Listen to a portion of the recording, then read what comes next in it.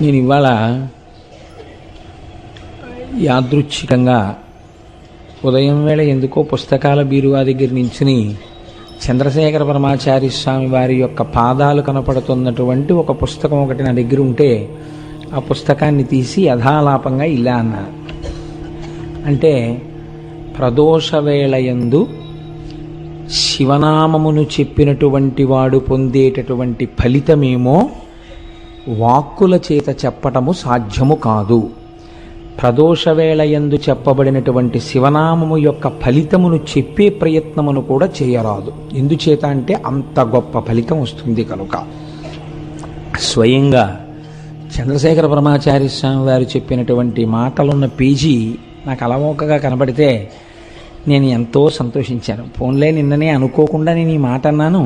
ప్రదోషవేళలో శివనామం చెప్పుకున్నటువంటి ఫలితం మనకి అనుభవంలోకి వచ్చిన తర్వాత తెలుస్తుంది దాని గొప్పతనం ఏమిటోనని. ఇవాళ మనకి యాదృచ్ఛికంగా ఇది గురువుల నోటి వెంట వచ్చిన మాటగా పుస్తకంలో కనపడింది. ఇది చాలా ఆనందదాయకమైన విషయము అని అనుకున్నాను. కనుక మనం ఇప్పుడు చక్కగా సంతోషంతో పూనికతో భక్తితో ప్రదోషవేళ కనుక ఆ శివాష్టోత్తరాన్ని చదివి తదనంతరము ప్రవచనాన్ని ప్రారంభం చేసుకుందాం.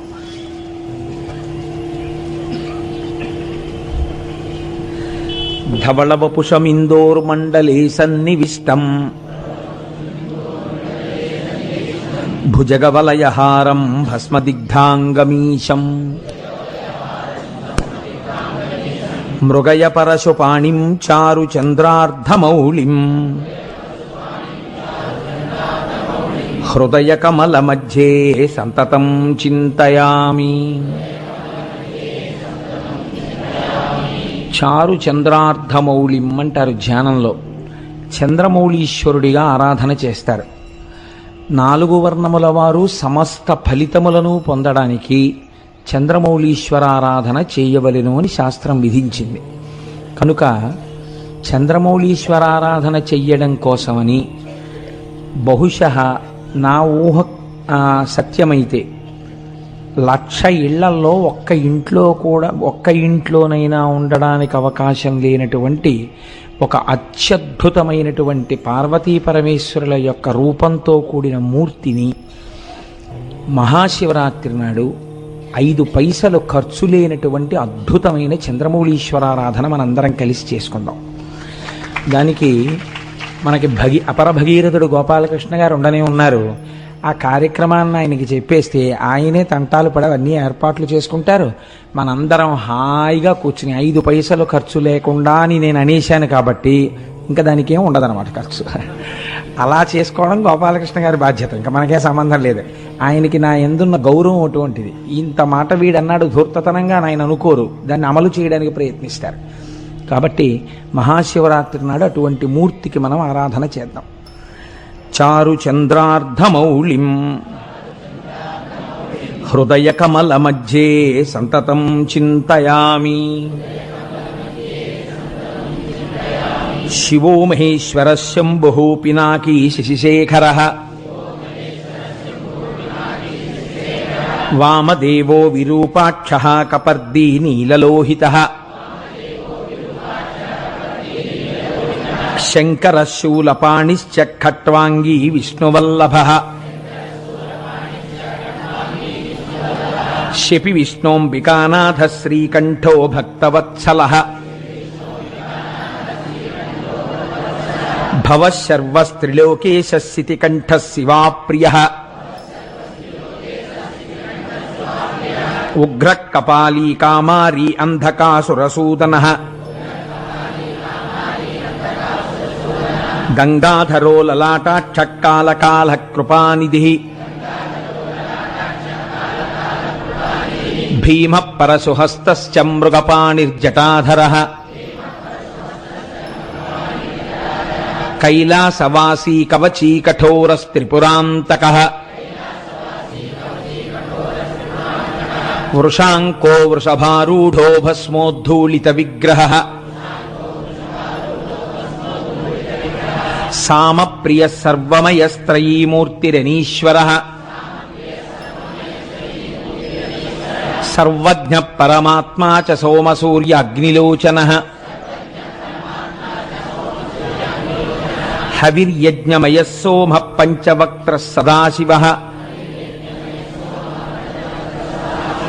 విశ్వేశ్వరో వీరభద్రో గణనాథ ప్రజాపతి హిరణ్యరేతా దుర్ధర్షో గిరిశో గిరీశో నఘః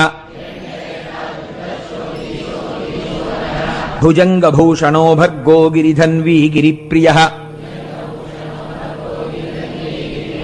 కృత్తివాసాః పురారాతిర్భగవాన్ ప్రమదాధిపః మృత్యుంజయః సూక్ష్మతనుర్జగద్వ్యాపీ జగద్గురుః వ్యోమకేశో మహాసేన జనకశ్చారు విక్రమః రుద్రో భూతపతిస్థాణుర్రహిర్భూజ్ఞో దిగంబరః అష్టమూర్తిరనేకాత్మా సాత్వికः శుద్ధ విగ్రహः శాశ్వత ఖండపరశుః అజపాశ విమోచకः మృఢ పశుపతిర్దేవో మహాదేవో వ్యయో హరిః పూషదంతభిదవ్యగ్రో దక్షాధ్వర హరోహరః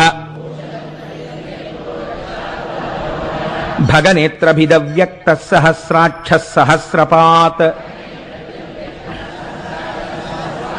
అపవర్గప్రదోనంతస్తారకః పరమేశ్వరః ఏవం శ్రీశంభుదేవస్య నామ్నామష్టోత్తరం శతం శ్రీశివాష్టోత్తరశతనామస్తోత్రం సమాప్తం.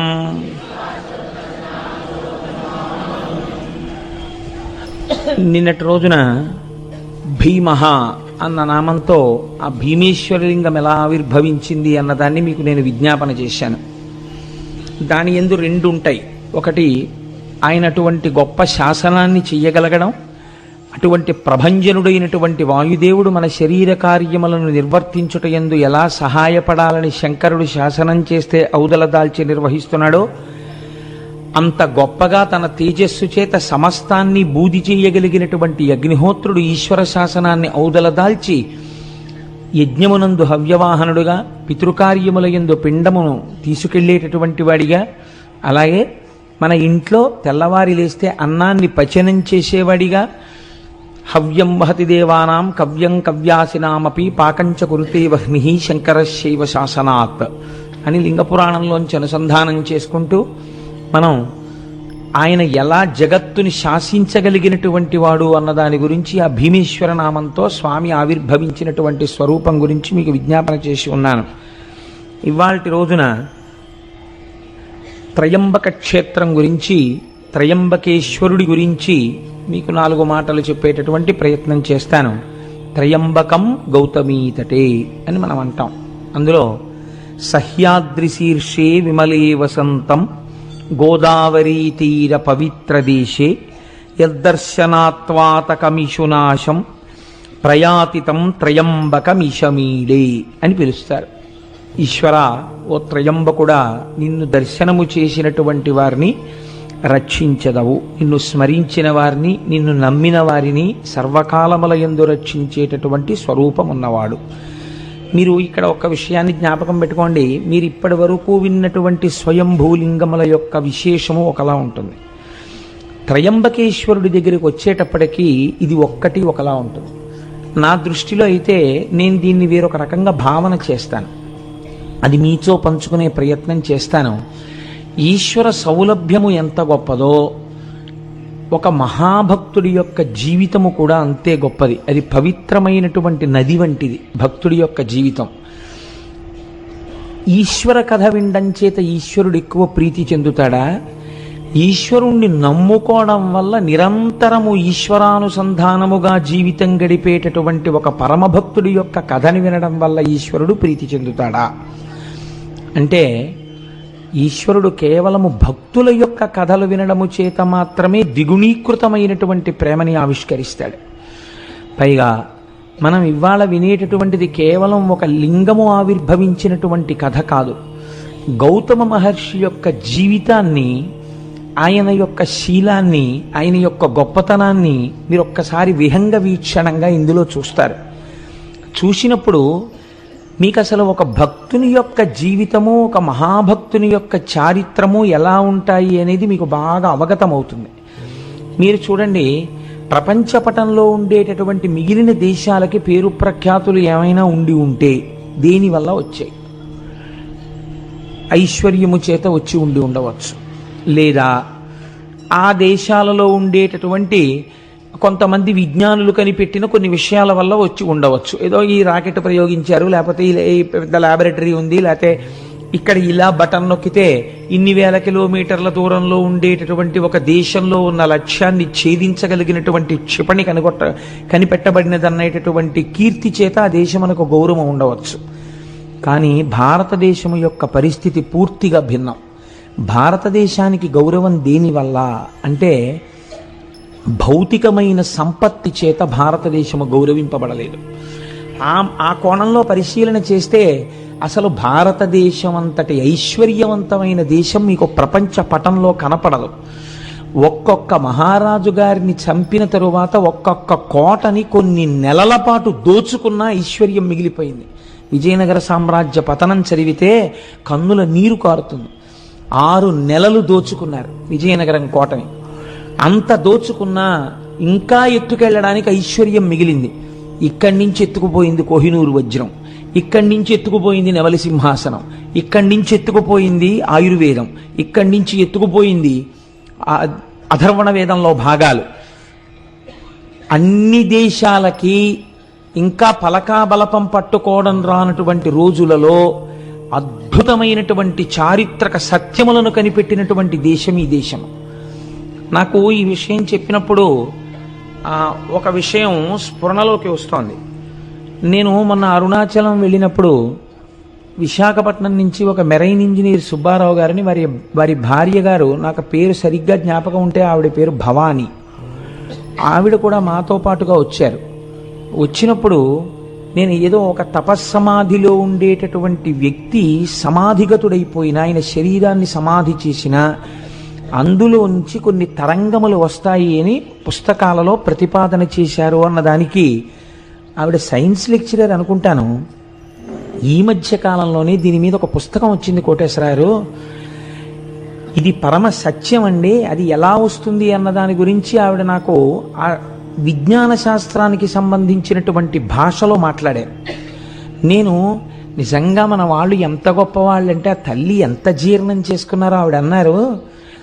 బహుశः మన దేశంలో పెద్దలు ఒక మాట చెప్తే ఇది ఇలాగే ఎందుకు పాటించాలి అని ధిక్కరించి అడగడం లేదేమోనండి. పూర్వం పెద్దలు చెప్పారంటే నమ్మడమే అని అనుకుని ఉంటారు.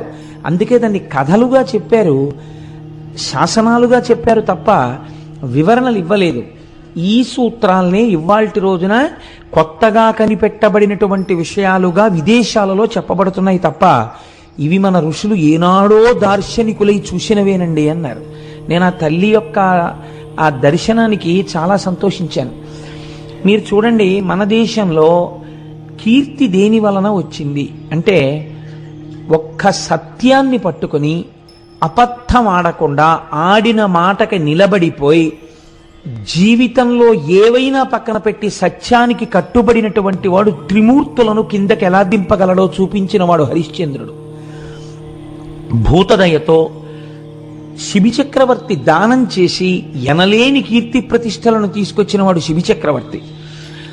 తనని తీసుకెళ్లి రాజు బంధించి కొరడాలతో కొడుతుంటే ప్రతిఘటించకుండా పరమేశ్వరుణ్ణి స్తోత్రం చేస్తే ఈశ్వరుడే వచ్చి విడిపించేటట్టుగా చేయగలిగిన ప్రజ్ఞ చూపించిన వాడు అన్నమాచార్యుల వారు. తన తలనే నరుకుతున్న శిష్యులు ప్రార్థన చేస్తే నరసింహావతారం వచ్చి శంకరాచార్యుల వారిని రక్షించినటువంటి కాపాలికుడి కథ కలిగినటువంటిది ఈ భరతభూమి. మీరు ఎన్ని రకాలుగా చూడండి, భగవంతుడి యొక్క ఉపాసనని, భగవంతుడి యొక్క శక్తిని 1కి 10 మార్లు నమ్మి ఆవిర్భవింపచేసి ఆవిష్కరింపచేసినటువంటి పుణ్యపురుషుల వల్ల ఈ దేశానికి ఇంత పేరు వచ్చింది తప్ప భౌతికమైనటువంటి సంపత్తి వల్ల పేరు రాలేదు. మనం ఎప్పుడూ ఇన్ని ఖనిజాలున్నా, ఇన్ని గనులున్నా, ఇంత తీర ప్రాంతం ఉన్నా, ఇన్ని సముద్రాలున్నా, ఇన్ని నదులున్నా పట్టించుకోకుండా నిరాడంబరంగా జీవితాన్ని గడపడానికి ఇష్టపడి భగవంతుణ్ణి చేరుకోవడం మనుష్య జన్మకి ప్రయోజనం తప్ప ఈ వనరులతో ఎంత భోగం అనుభవించవచ్చనేటటువంటి దృష్టికోణమే లేని దేశం బహుశः ప్రపంచ పటంలో ఉంటే ఒక్క భారతదేశమే. అంత గొప్ప దేశం ఈ దేశం. అందుకే ఇక్కడ భగవద్గీత పుట్టింది. ఇది కర్మభూమి. ఇక్కడ ఉపనిషత్తులు పుట్టాయి, ఇక్కడ వేదాలు పుట్టాయి. అంత క్రైస్తవ మతాధిపతి అయినటువంటి పోప్ జాన్ పాల్ II భారతదేశంలో విమానం ల్యాండ్ అయినప్పుడు ల్యాడర్ మించి మెట్లు కిందకి దిగి భరతమాత మీద కాలు పెట్టకుండా మోకాళ్ల మీద వంగి ఈ దేశపు నేలని ముద్దు పెట్టుకొని భగవద్గీత పుట్టిన చోట, వేదాలు పుట్టిన చోట, ఉపనిషత్తులు పుట్టిన చోట లెక్క పెట్టడానికి వీలు లేనంత మంది మహాపురుషులు పుట్టి నాదోపాసనతో, వేదోపాసనతో, భక్త్యోపాసనతో, కర్మోపాసనతో ఈశ్వరుణ్ణి 1కి 10 మార్లు సాక్షాత్కరింపచేసినటువంటి భూమిని నా పాదంతో తాకడానికి నా మనసు ఒప్పలేదు, నాకు అర్హత లేదు, ముద్దాడి దిగుతున్నానని కాలు పెట్టాడు ఒక విదేశీ. ఈ జాతి ప్రతిష్ట ఎంత గొప్పదో దాన్ని మీరు ఆలోచించండి. అటువంటి జాతికి మనం వారసులం. అటువంటి పుణ్యభూమి మీద కాలు పెట్టి తిరుగాడుతున్నటువంటి అదృష్టవంతులం. విశేషించి ఆంధ్రదేశంలో ఉన్నవాడు ఒక్క రాత్రి నిద్రపోతే శ్రీశైలం వెళ్ళిపోతాడు. ఒక్క రాత్రి రైల్లో పడుకుంటే తెల్లవారేటప్పటికి వెంకటాచలం వెళ్ళిపోతాడు. ఎటైనా వెళ్ళగలడు. అనేకమైనటువంటి పుణ్యనదులతో త్రిలింగ దేశంలో మనం ఉంటున్నాం. మనంతటి భాగ్యవంతులు వేరొకరు ఉండరు. ఎన్ని జన్మల పుణ్యమో భౌతిక సంపత్తితో, అర్థం పర్థం లేని సుఖభావనతో, ఎప్పుడూ అనేక రకాలైనటువంటి కామ సంబంధమైనటువంటి విషయాలతో కొట్టుకుపోయేటటువంటి సంస్కృతి యందు పుట్టకుండా ప్రపంచపటంలో తెల్లవారి లేస్తే భగవన్మయంగా జీవితం గడిపేటటువంటి జీవగడ్డ యందు మనం పుట్టేటట్టుగా అనుగ్రహించినటువంటి ఈశ్వరుడికి మనం ఎన్ని ప్రణతులిడాలి. నేను ఇవాళ ఎందుకు ఈ ఉపోద్ఘాతం మీతో విజ్ఞాపన చేయవలసి వచ్చిందంటే, మీరిప్పుడు వినబోయేటటువంటి త్రయంబకేశ్వర లింగం అటువంటిది. మీరు ఆ శివలింగము గొప్పదా, గౌతముడు గొప్పవాడా అని మీరు విచారణ చేస్తే, ఒకలా ఆలోచించి చూస్తే ఇక్కడ మాత్రం గౌతముడే గొప్పవాడు. ఇది అందుకే మిగిలినటువంటి లింగముల దగ్గర ఒక్క లింగం ఆవిర్భవించింది, 2 లింగములు ఆవిర్భవించాయి. త్రయంబకం విషయంలో అలా కాదు. ఒక నది ఆవిర్భవించింది, ఒక శివలింగం ఆవిర్భవించింది. మనం తెల్లవారి లేస్తే ఏ నదీ జలాలు తాగి బతుకుతున్నామో ఆ నదిని తీసుకొచ్చిన మహాపురుషుడి చరిత్ర ఇవాళ రాబోతోంది. మనం భవతి అంటారు సంస్కృతంలో. భవతి అంటే ఉన్నాను. ఇవాళ మనందరం భవతి ఉన్నాము అంటే దానికి కారణం ఎవరో తెలుసా అండి? గౌతమ మహర్షి. ఆయన తెచ్చిన గోదావరి నీళ్లే కదండి మనం తాగుతున్నాం. అటువంటి మహాపురుషుడి యొక్క చరిత్ర ఇవాళ మనం వినబోతున్నాం. దీనికి ఈశ్వరుడు నిజంగా ఎంత సంతోషాన్ని పొందుతాడో చూడండి. వీళ్ళు కృతజ్ఞతాభావంతో వింటున్నారని ఆనందిస్తాడు. ఇప్పుడు మీరు ఆ కోణంలో నేను ఎందుకు ఈ విషయాన్ని మీకు విజ్ఞాపన చేశానంటే, ఇప్పుడు నేను చెప్పబోయేటటువంటి విశేషాన్ని మీరు ఆ కోణంలో పరిశీలన చేస్తే, ఎందుకు ఈ మాట అన్నారు?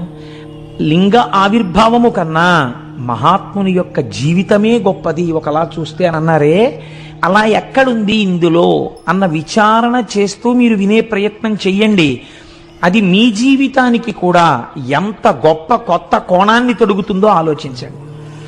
దీన్ని ప్రారంభం చేస్తూ ఆ శివమహాపురాణంలో ఒక మాట చెప్తారు. మునికులమందు గౌతముడమోఘ తపో విభవాజ్యుడై భృశంబనిశము శంభులింగనియ అనిశము శంభులింగ నియతార్చన సల్పుచు పత్నితో వసించను హరువొప్ప బ్రహ్మగిరి చేరువనొక్క వనస్థలంబునన్ అనువుగ శిష్యకోటి తన ఎండ పఠింపగ న్యాయశాస్త్రముల్. గౌతముడు చాలా గొప్ప మహర్షి. ఆయన గురించి ఎంత చెప్పినా తక్కువే. అటువంటి గౌతమ మహర్షి తన శిష్యులతో కలిసి ప్రతిరోజు శంభులింగారాధనమును చేస్తున్నాడు. ఆ లింగమునకు ఆయన ఏమని పేరెట్టుకున్నాడో చూడండి. శంభులింగాన్ని నేను ఆరాధన చేస్తున్నాను అన్నాడు. ఇది పూర్వకాలంలో మీరు ఒక 50 పేర్లు చూస్తే 51వ పేరు ఇది ఉండేది, శంభులింగం అని. అసలు ఈ పేరే కనుమరుగైపోయింది. వెర్రి వెర్రి పేర్లు, విచిత్రమైన పేర్లు. కలియుగం కదండి, నామస్మరణ జరగడానికి కూడా అవకాశం లేని రీతిలో కట్టడి చేస్తున్నాడు కలిపురుషుడు. కాబట్టి ఇన్ని పిచ్చి పేర్లు, అర్థం ఉండదు అసలు ఆ పిచ్చికి. ఒక్కటి ఈశ్వర సంబంధంతో లేవు. అంత పిచ్చి పిచ్చి పేర్లన్నీ వచ్చేసాయి ఇవాళ రేపు. ఆయన తను ఆరాధన చేసిన లింగమునకు శంభులింగము అని పేరు పెట్టాడు. శంభులింగము అంటే మీకు నేను శంభు అన్న నామం దగ్గర వ్యాఖ్యానం చేసి ఉన్నాను. శంభావయతీతి శంభు, మంచి భావములను కల్పించగలిగినటువంటి లింగమును ఆరాధన చేశాడు.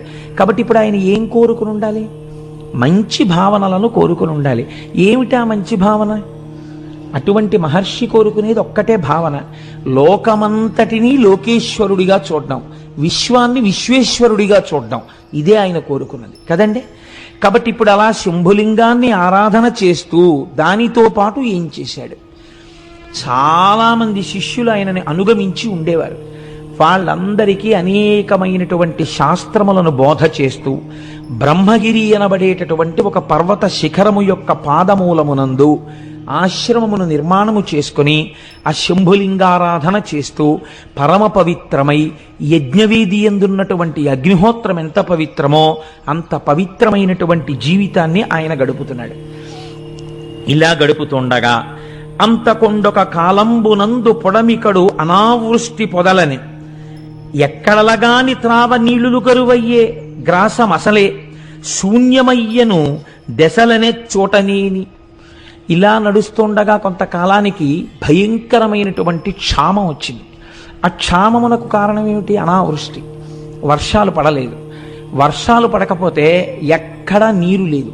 నీరు చాలా గొప్పదండి శాస్త్రంలో. ఎందుచేతనో తెలుసా అండి? మీకు నీరు లేకపోతే మొట్టమొదట పాడైపోయేది ఇది అంటే ధర్మము లోపించిపోతుంది. నీటికి ఒక రకమైనటువంటి ప్రయారిటీ ఉంటుంది. మీరు చూడండి, నేను హైదరాబాద్లో ఒక 7-8 సంవత్సరాల క్రితం మా తమ్ముడింటికి వెళ్ళాను. వాడప్పుడు ఆ విద్యానగర్ ఏరియాలో ఎక్కడో నల్లకుంట ఏరియాలో ఉండేవాడు. సాయంకాలం స్నానం చేసి నేనేదో సంధ్యావందనం చేసుకుందామని స్నానం చేయబోతుంటే వాడు అన్నాడు, అన్నయ్య నువ్వేమనుకోకు, ఇక్కడ 2 పూట్ల స్నానం చేయడం కుదరదన్నయ్య, అతి కష్టం మీద నీళ్లు తెచ్చుకుంటాం. ఇక్కడ నువ్వేదో పవిత్రోవా సర్వావస్థాంగతోపివా యస్మరేత్ పుండరీకాక్షం సవాహ్యాభ్యంతర శుచి పుండరీకాక్ష పుండరీకాక్ష పుండరీకాక్ష అనుకుని సంధ్యావందనం చేసుకోన్నాడు. ఇప్పుడు ఏమైంది? స్నానము లోపించింది. ఇంకా నీరుకు కొదవచ్చింది అనుకోండి, అర్ఘ్యం ఇవ్వడానికి కూడా మనం ఇబ్బంది పడిపోతాం. కొన్ని నీళ్లు అర్ఘ్యం ఇచ్చేస్తే గుక్కెడు నీళ్లు తాగడానికి తగ్గిపోతాయని సంధ్యావందనాలు కూడా పోతాయి. ధర్మలోపము దేని వలన ప్రారంభమవుతుంది అంటే నీరు తక్కువైపోవడం వల్ల ధర్మలోపం ప్రారంభమైపోతుంది. కాబట్టి నీరు ఈ లోకాన్ని నిలబెట్టడం, మనిషిని నిలబెట్టడం రెండింటినీ నీరు చేస్తుంది. కాబట్టి నీరు చాలా గొప్పది. అటువంటి నీరు ఎందుకుండదు? ఒక్కటే కారణం, నీరు ఎందుకు భూమి మీద తగినంత దొరకని రోజులు వస్తాయి అని అడిగితే దీనికి లింగ పురాణం సమాధానం చెప్పింది. సంజీవనము సమస్తస్య జగత సలిలాత్మిక భవయిత్యుచ్యతే మూర్తిర్భవస్య పరమాత్మనః అని. భవ అంటే బతికించువాడు, ఏ రూపంలో బతికిస్తాడు? సంజీవనము సమస్తస్య, అన్నిటినీ బతికిస్తాడు. ఎలా? చెట్లు, చామలు, పురుగులు, పుట్ర, మనుషులు అందరూ బతుకుతారు. దేనివల్ల? జగత సలిలాత్మిక, నీటి రూపంలో ఉండి ఆయన బతికిస్తాడు. ఆయనకి ఆగ్రహం కలిగిందనుకోండి, వర్షపు చుక్క పడదు. నాకు తెలిసి నేను ఉద్యోగంలో చేరినటువంటి ఒక 5-6 సంవత్సరాల వరకు కూడా మినరల్ వాటర్ బాటిల్ కొనుక్కోవడం అనేటటువంటిది తెలియదు అసలు. మినరల్ వాటర్ బాటిల్ కొనుక్కోవడం అనేటటువంటి సంప్రదాయం బహుశా నాకు తెలిసి ఒక 5-6 ఏళ్ల నుంచే బాగా వృద్ధిలోకి వచ్చిందేమో అనుకుంటున్నాను. నీళ్లు పడకపోవడం, అతిసారం రావడం, ఎక్కడ పడితే అక్కడ నీళ్లు తాక్కండి అనడం, ఆ లోపల ఎటువంటి నీళ్లు పోసినా ఏదో నమ్మేసో సీసా కొనుక్కోవడం, 15 రూపాయలు ఇచ్చి సీసాలు నీళ్లు 15 రూపాయలండి. ఎప్పుడైనా మన వెనకతరం వాళ్ళని అడగండి, ఈ సీసా నీళ్లు 15 రూపాయలు పెట్టి కొన్నామని వాళ్ళు తెల్లబోతారు. అసలు చలివేంద్రాలు పెట్టి ఎవరైనా ఇంటికి రాగానే ఏమంటే కొంచెం దాహం పుచ్చుకుంటారని మజ్జిగిచ్చినటువంటి గడ్డ మీద తాగడానికి నీళ్లు లేవు. నీళ్లు కొనుక్కుని తాగవలసినటువంటి రోజులు వచ్చాయంటే మనం ఎంతగా శివానుగ్రహానికి దూరం అయిపోతున్నామో ఆలోచించండి. ఒకనాడు కూడా ఇలాగే శివానుగ్రహానికి దూరమైంది లోకం. అదే క్షామము అని పిలిచారు. దీన్ని మీరు త్రయంబకేశ్వర చరిత్ర యందు గట్టిగా పట్టుకోవాలి. అందుకే ఇప్పటికీ లోకమునందు నీరు లేకపోతే సహస్రఘటాభిషేకం అని పరమేశ్వరుడికి చేస్తారు. శివలింగానికి సహస్రఘటాభిషేకం చేస్తే మళ్ళీ వర్షాలు పడతాయని. కాబట్టి చూడండి, లోకంలో నీరు లేదు, క్షామం వచ్చేసింది, ఎక్కడ చూసినా అనావృష్టి. ఇటువంటి పరిస్థితులలో ఒక్కొక్కడు ఎక్కడ నీరు దొరుకుతుందో అక్కడికి వెళ్ళిపోతున్నాడు. వెళ్ళిపోయేటప్పుడు వేటిని వదిలేస్తున్నాడు? వజ్రాలు వదిలేస్తున్నాడు, బంగారం వదిలేస్తున్నాడు, పశువులు వదిలేస్తున్నాడు, గాజులు వదిలేస్తున్నాడు, ఇళ్ళు వదిలేస్తున్నాడు, అన్నీ వదిలేస్తున్నాడు. గుక్కెడు నీళ్లు దొరికే చోటుకి వెళ్ళిపోతున్నాడు. నీరంటే అంత తేలిక కాదండి. నేను నిడదవోలు షటిల్ చేసేవాడిని. నేను నిడదవోలు షటిల్ చేసే రోజుల్లో గోదావరి పుష్కరాలు వచ్చాయి. పుష్కరాలు వస్తే చాలామంది ఆ పైనుంచి పుష్కరాలకి ఇక్కడ బంధువులు ఇళ్ళకి వచ్చి స్నానం చేసి వెళ్తుండేవారు. నేను ఒక రోజున ట్రైన్లో వెళ్ళిపోతుంటే నిడదవోలు ప్యాసింజర్లో నేను కూర్చున్న కంపార్ట్మెంట్లో చాలామంది లేచి కిటికీల దగ్గరికి, డోర్ దగ్గరికి వెళ్ళి అబ్బా ఎన్ని నీళ్ళో ఎన్ని నీళ్ళో ఎన్ని నీళ్ళో అని పొంగిపోతున్నారు. బ్రిడ్జ్ నుంచి ట్రైన్ వెళ్ళిపోతుంటే నాకు చాలా ఆశ్చర్యం అనిపించింది. అది ఎన్ని నీళ్ళో ఎన్ని నీళ్ళో ఏంటి, మనం గోదావరి వచ్చిందంటాం అంతే చాలా క్యాజువల్గా. వీళ్ళు ఎన్ని నీళ్ళో అంటున్నారు ఏంటని, ఎన్ని నీళ్ళో అంటున్నారు ఏంటమ్మా అని అడిగాను. అడిగితే ఇన్ని నీళ్లు మేము చూసి కొన్ని ఏళ్ళు అయిపోయిందండి, ఓ 20 ఏళ్ల క్రితం చూసాం, మేము ఎక్కడో రాయలసీమ నుంచి వచ్చాం గోదావరి పుష్కరాలకి, ఇంత నీటి ప్రవాహం చూసి మేము ఎన్నేళ్ళు అయిందో అన్నారు. వాళ్ళకి తెలుస్తుంది దాని అందం ఏమిటో, వాళ్ళకి తెలుస్తుంది అందులో తృప్తి ఏమిటో. మనం గౌతమ మహర్షి అనుగ్రహంతో కావలసినన్ని నీళ్లు పొందుతున్నాం కాబట్టి ఆ మహర్షిని కూడా తలుచుకోవడం మానేశాం. అక్కర్లేని విగ్రహాలు త్రిలింగ దేశంలో ఎన్నున్నాయో, ఇంతగా మనకి గౌతమీ నదిని తీసుకొచ్చి దాహార్తిని తీరుస్తున్నటువంటి గౌతమ మహర్షి యొక్క విగ్రహ ప్రతిష్ఠ జరిగినటువంటి ఆలయాలు ఈ ప్రాంతాల్లో ఎన్నున్నాయి నాకు చూపించండి. ఇది మన కృతజ్ఞత. ఎందుకు శివుడు అనుగ్రహించాలి మనని? కాబట్టి వాటర్ బాటిల్స్ కొనుక్కోవలసి వచ్చిందంటే కొనుక్కోవలసి వస్తుంది కదండి. కాబట్టి ఇప్పుడు ఏమైంది, కొంతకాలానికి భయంకరమైనటువంటి అనావృష్టి చేత లోకం బాధపడుతోంది. ఇటువంటి అపారమైనటువంటి బాధ చేత లోకంలో ఉన్న వాళ్ళందరూ వెళ్ళిపోతున్నారు. వెళ్ళిపోతుంటే ఆయన చూశాడు. చూసి అయ్యయ్యో ఇలా అయిందేమిటి, నేను ఎలా అయినా ఈ లోకము యొక్క బాధని తీర్చే ప్రయత్నం చేస్తాను అన్నాడు. ఇది ఎందుకండి గౌతముడికి? మీరు కొంచెం జాగ్రత్తగా ఆలోచించండి. తోచనమ్మ తోడికోడలు పుట్టింటికి వెళ్ళిందని అనావృష్టి వచ్చి వర్షాలు లేక లోకంలో అందరూ బాధపడి చచ్చిపోతుంటే వెళ్ళిపోతుంటే ఈ నీరు లేకుండా జీవులు పడుతున్న బాధ నేను తీర్చే ప్రయత్నం చేస్తానని గౌతముడు ఎందుకు అనాలి? ఇదే ఆయన చేసినటువంటి శంభులింగారాధనము. నాకు తపశ్శక్తి ఉంది కాబట్టి నేను ఇలా అంటే అందులోకి నీళ్ళు వచ్చేస్తే గొప్ప కాదు. రమణ మహర్షి తిరువణ్ణామల ఎంత ఎండిపోయింది ఒకప్పుడు. రమణాశ్రమంలో ఉన్నవాళ్ళు కూడా వెళ్ళిపోతున్నారు. వెళ్ళిపోతుంటే రమణుల దగ్గరికి వచ్చి చెప్పారు, అందరూ వెళ్ళిపోతున్నారండి, నీళ్లు లేవన్నారు.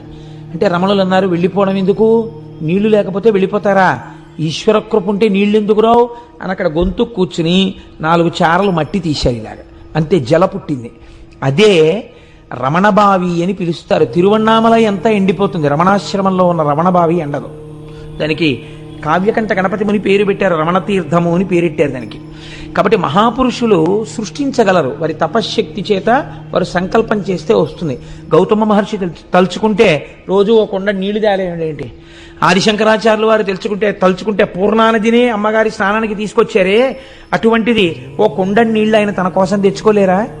ఆయన బాధ అది కాదు, ఆయన బాధ లోకం కోసం. ఇది విశ్వమునందు విశ్వేశ్వరుని చూచుట, లోకమునందు లోకేశ్వరుని చూచుట. తను పూజామందిరంలో కూర్చుని బాగా పూజ చేసేసి అయ్య బాబోయ్ ఏమి పూజండి అనేటట్టుగా పూజ చేసి నియుజ్యమానా సుగజా సుహస్తా సకేశ్చరా స్తోచల పత్రహస్తా బభూవ దేవీ చకృతా సుహస్తా లక్ష్మీస్తథా పద్మిని పద్మహస్తా అంటారు సుందరకాండలో వాల్మీకి మహర్షి. పూజామందిరంలోనేమో లక్ష్మీదేవికి పూజ, బయటికి వచ్చేమో సీతమ్మ తల్లిని బాధ పెడుతూ ఉండడం. ఎందుకు వచ్చిన దిక్కుమాలిన పూజ? అది కాదు పూజ అంటే.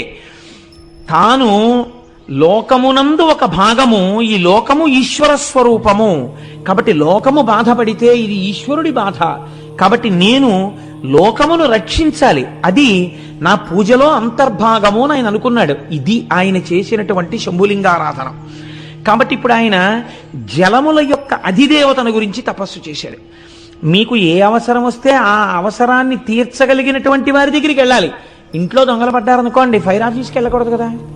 ఇల్లు అంటుకుంటే ఫైర్ ఆఫీస్కి వెళ్ళాలి. అదేంటంటే మా దగ్గరికి వచ్చారంటే మీరు ఖాళీగా ఉన్నారని వచ్చామంటే అంటే వాళ్ళు ఏం చేస్తారు? ఇంట్లో దొంగలు పడితే పోలీస్ ఆఫీస్కి వెళ్ళాలి. ఈశ్వరుడు లోకం కృతజ్ఞతతో ప్రవర్తిస్తోంది. కృతజ్ఞులైనటువంటి వారికి ఎందుకు ఉపకారం చెయ్యాలి? వీళ్ళ బుద్ధి మరల్చాలంటే నేను వీళ్ళని శిక్ష వెయ్యాలి. తండ్రి కొడుకుని మార్గంలో తేవడానికి ఎలా శిక్షిస్తాడో అలా నేను శిక్షించాలి. కాబట్టి మీరు వర్షించకండి అని ఆజ్ఞాపించాడు. నువ్వు తపస్సు చేశావు, నేను సంతోషించాను, కానీ నేను మాత్రం వర్షించడం కుదరదు, జల సమృద్ధిని లోకమునకు ఇవ్వను. మీరు చాలా జాగ్రత్తగా గమనించండి ఇందులో ఒక విషయాన్ని. మనకి ఈశ్వరుడు ఇచ్చాడు కదా అని అనుభవించుకుంటూ వెళ్ళిపోతే, అందుకే సనాతన ధర్మమునందొక్కదాని యందు మాత్రమే అగ్నికార్యం ఉంది. ఇంకా మీకు ఎక్కడా లేదు ఇది.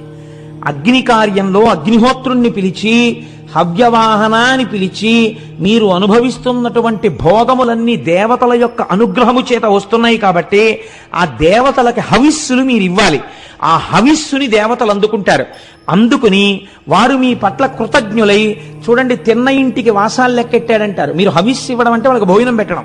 వాళ్ళు భోజనం చేశారనుకోండి, వాళ్ళు మీ పట్ల సంతుష్టులవుతారు. వాళ్ళు మీకు అపకారం చేయరు, వాళ్ళు మీకు తిరిగి ఉపకారం చేస్తారు.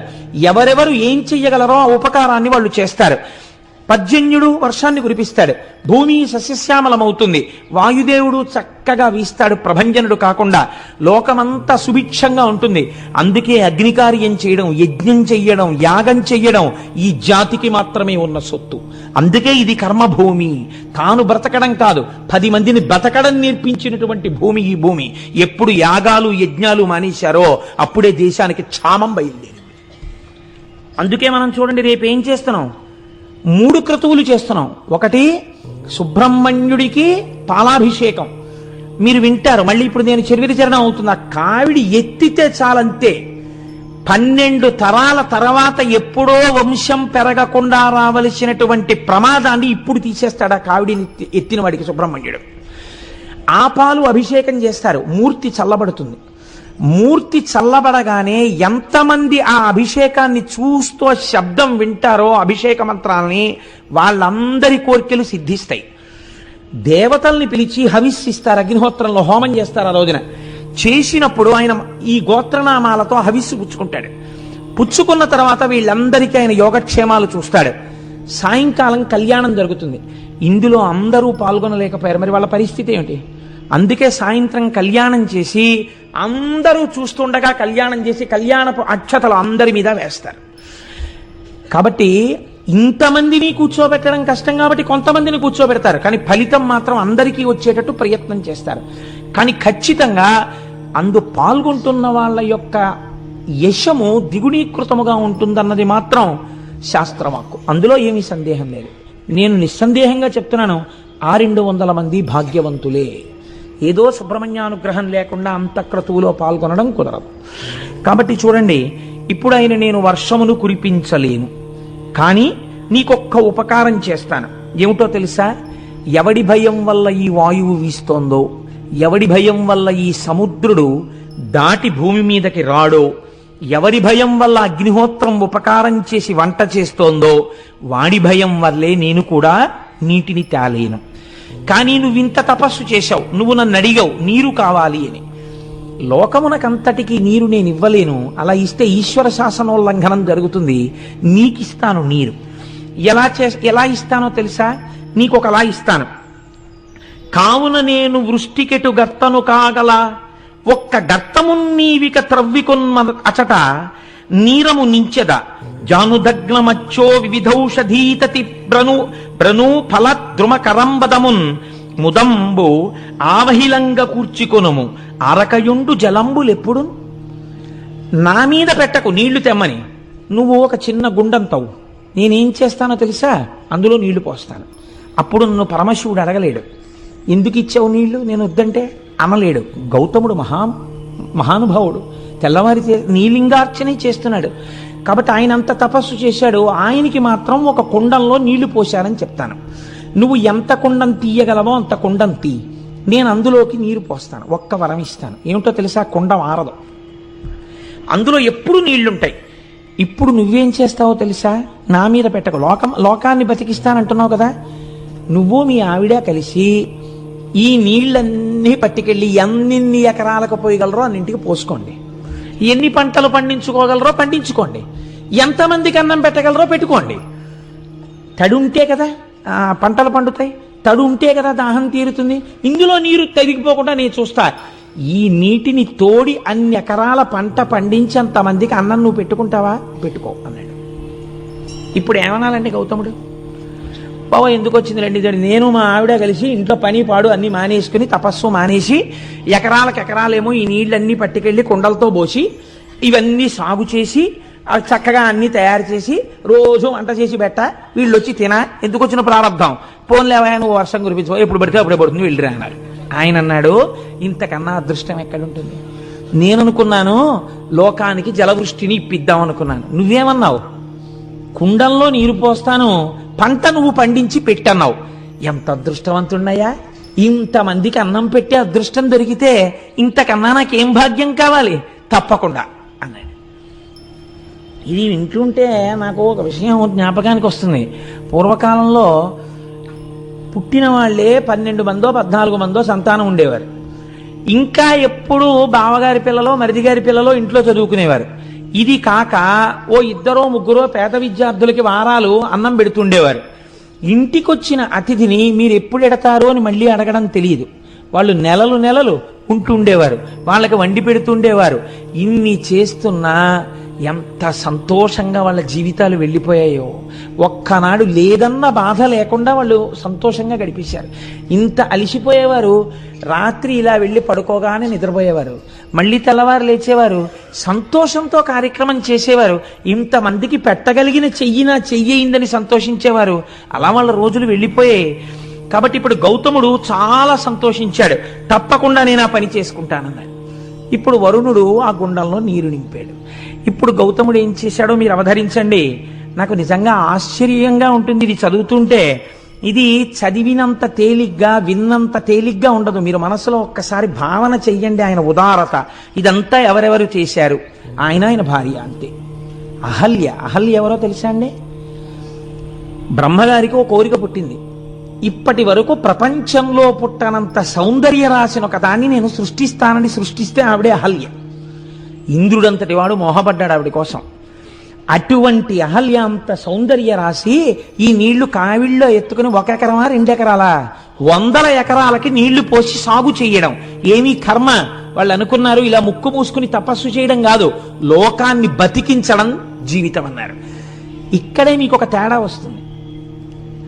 మిగిలిన ప్రపంచ దేశాలు అన్నాయే మాకుంది కాబట్టి మేము సేవ చేస్తున్నాం అన్నారు. వాళ్ళు సేవ అన్న మాట వాడారు. మన వాళ్ళు ఆ మాట వాడలేదు. ఇది లోకేశ్వరోపాసన అన్నారు వాళ్ళు. ఇది మేము సేవ చేయట్లేదు, మేము లోకమనందు ఈశ్వరుణ్ణి చూసి ఈశ్వరుణ్ణి ఆరాధిస్తున్నాం ఈ రూపంలో. అందుకే మన వాళ్ళు ఇచ్చినవాడు పుచ్చుకున్నవాడికి దండం పెట్టడు, ఇస్తున్నవాడు పుచ్చుకున్నవాడికి దండం పెడతాడు. పుచ్చుకున్నవాడు ఇచ్చిన వాడికి దండం పెట్టాలా, ఇచ్చేవాడు పుచ్చుకున్నవాడికి దండం పెట్టాలా? పుచ్చుకున్నవాడికే పెడతాడు. అందుకే చూడండి, దానం చేసి పుచ్చుకున్నవాడికి దండం పెడతారు. ఎందుకు పెడతారు? నువ్వు పుచ్చుకోకపోతే నాకు ఊర్ధ్వలోకాల్లో కావలసిన పుణ్యం ఎక్కడి నుంచి వస్తుంది? భవతే విష్ణుస్వరూపాయతే తత్ ప్రామాణ్య విధే త్రిపాదస్య ధరణిం దాస్యామి అంటారు. భవతే విష్ణుస్వరూపాయతే, ఆ ఈశ్వరుడు ఆ విష్ణు భగవానుడు నన్ను ఉద్ధరించడం కోసమని, నన్ను నాయందు పుణ్యమును పెంచడం కోసమని ఈ రూపంతో వచ్చి ఎదురుగుండా నిలబడి నా దగ్గర పుచ్చుకుని నాకు పుణ్యం ఇచ్చాడు. కాబట్టి నీకే నా నమస్కారం అని నమస్కరించింది ఈ జాతి. ఇంత సంస్కార బలంతో సేవించడం ఏ దేశానికి తెలియదు. వాతలు పెట్టుకుని అనవసరంగా మన వాళ్ళు లేనిపోని గొంతెచ్చుకుంటారు. ఇది మన జాతికి చెందిన ఉపాసన. అలాంటి పిచ్చి పిచ్చి మాటలు ఈ జాతి సంస్కారంలోనే లేవు. మాకుంది, మేము ఎవడికో పెడుతున్నాం, మేము అలాంటి సేవలు చేశాం, ఇలాంటి సేవలు చేశాం, పేపర్లలో వేసుకోవడం, ఇది ఈ జాతి సంస్కారము కాదు. ఈ చేత్తో ఇచ్చింది ఈ చేతికి తెలియదు. అంత గుప్తమైన దానాలు చేశారు, అంత అందంగా చేసేశారు. కృష్ణదేవరాయల వారు ఎక్కడికి వెళ్ళినా ఎన్ని చేశాడో మహానుభావుడు. ఎక్కడో సింహాచలం పెడితే ఓ చోట ఓ గోడ మీద ఇలా ఉంటుంది అంతే. ఇన్ని పచ్చల పథకాలు, ఇన్ని మణులు, ఇన్ని ఇచ్చాడు అంతే, బస్. ఇంకెక్కడా కనపడదు. ఇంత మెట్టు గుళ్ళో కట్టిస్తే కీర్తిశేషులు ఫలానా వాడి ఫలానా ఆవిడ యొక్క కుమారుడైన ఫలానా వాడు అదేంటి మళ్ళీ బ్రాకెట్లో వీడు ఎప్పుడో 20 ఏళ్ల క్రితం చేశాడు దిక్కుమాల ఉద్యోగం ఒకటి, రిటైర్డ్ సో అండ్ సో, ఈ మెట్టును బహూకరించినారు అని వీడి పేరు కొన్ని వేల మంది తొక్కుతూ ఉండాలి. ఎంత కీర్తి కండుతో! అది ఈ జాతికి ఉన్నటువంటి దురద కాదు.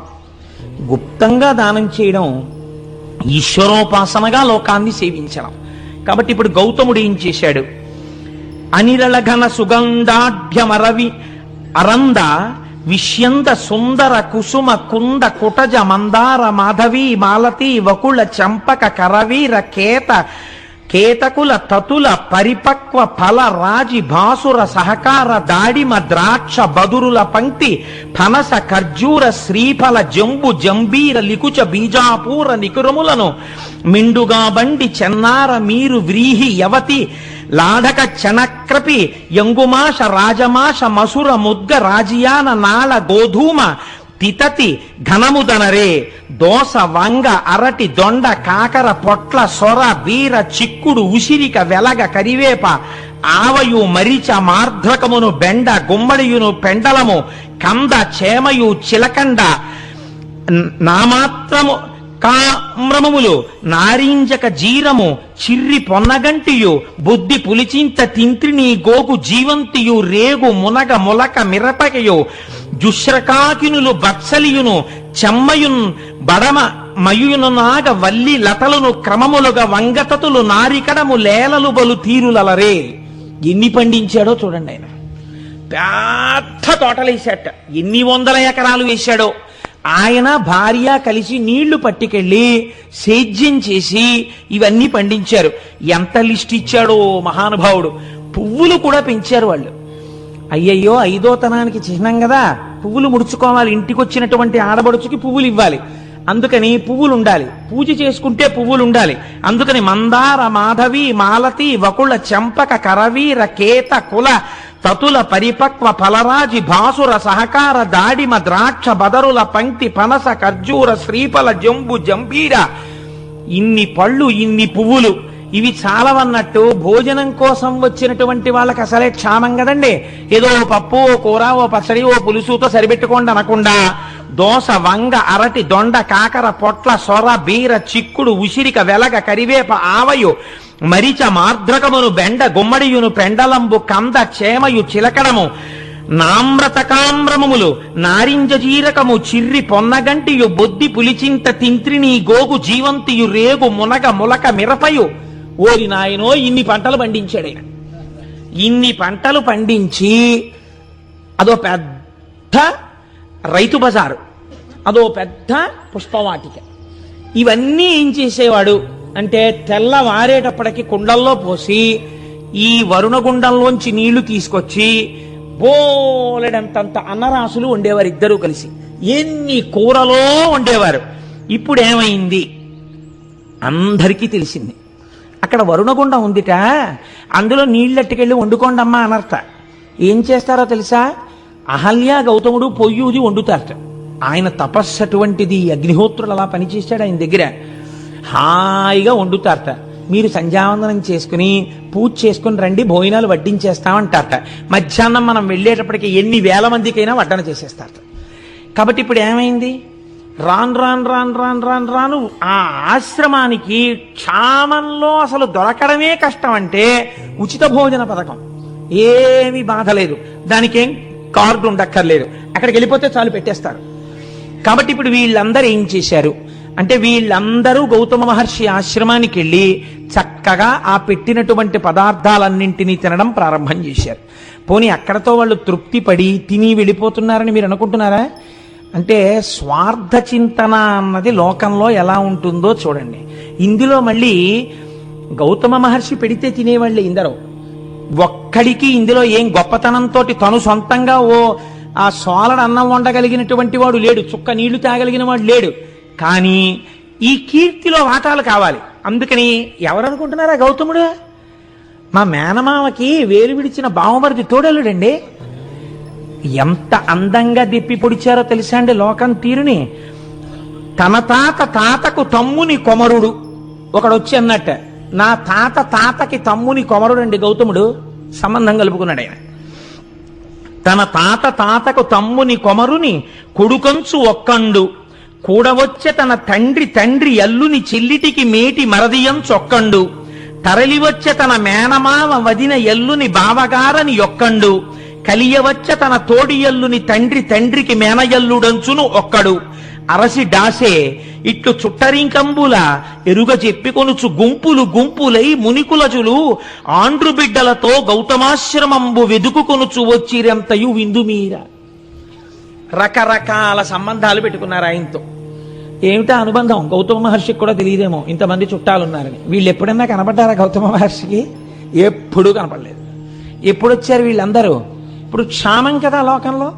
అందుకని ఎంతంత దూరపు చుట్టరికాలని ఎంతంత దగ్గరగా చెప్పారో చూడండి. చెప్పి వీళ్ళందరూ దగ్గర చేరారు. వయసి గతే కక్కామ వికార శుష్కే నీరే కక్కాసార క్షీణే విత్తే కప్పరివారో జ్ఞాతే తత్వే కస్సంసార అంటారు శంకరాచార్యుల వారు. ఇప్పుడు వీళ్ళందరూ చేస్తున్నదేమి? నా భాషలో చెప్పాలంటే పడి తింటున్నారు కదండి. మనకు మాట ఉంది శాస్త్రంలో, అలా పడి తింటున్నారు ఏమిటండి అంటారు. తగినంత ప్రయోజనము లేకుండా పెడుతున్నారు కదా అని తినేసేటటువంటి వాళ్ళు ఉన్న కొంప వృద్ధిలోకి రాదు కదండి. అంటే పడి తింటున్నారు. పూర్వం అలా తినేవారు కాదు, ప్రయోజనము కొరకు తినేవారు. కాబట్టి అలా అనవసరంగా గుక్కెడు నీళ్లు వేరొక ఇంట తాగేవారు కాదు. ఆ ఇల్లు వృద్ధిలోకి రాదు. దొంగలు వచ్చిన ఇల్లు ఎలా పాడవుతుందో అర్థం లేకుండా చుట్టాల దాడి జరిగిన ఇల్లు కూడా అలాగే పాడవుతుంది. అందుకని అన్ని వేళలా అందరినీ అలా కూర్చోబెట్టుకోవడం కూడా దోషమే నన్ను అడిగితే. కాబట్టి ఏమైంది, ఇంతమంది వచ్చి చేరారు గౌతముడి దగ్గరికి. వచ్చి చేరి చక్కగా తింటున్నారు. హాయిగా ఏముందండి, చక్క పువ్వులన్నీ తీసుకొచ్చి ఇస్తున్నారు ప్రతి ఇంటికి. చక్క పూలతో పూజ చేశారో ఏడ్చారో భగవంతుడికి తెలియాలి. పూజ చేస్తే అటువంటి దుర్మార్గపు ఆలోచనలు ఎందుకు వస్తాయి వాళ్ళకి? కాబట్టి హాయిగా వేళ పట్టును తింటున్నారు, పడుకుంటున్నారు. అబ్బే మనవాడే అంటున్నాడు, ఎవరికి వాడేను. సుఖంగా గడిచిపోతున్నాయి రోజులు.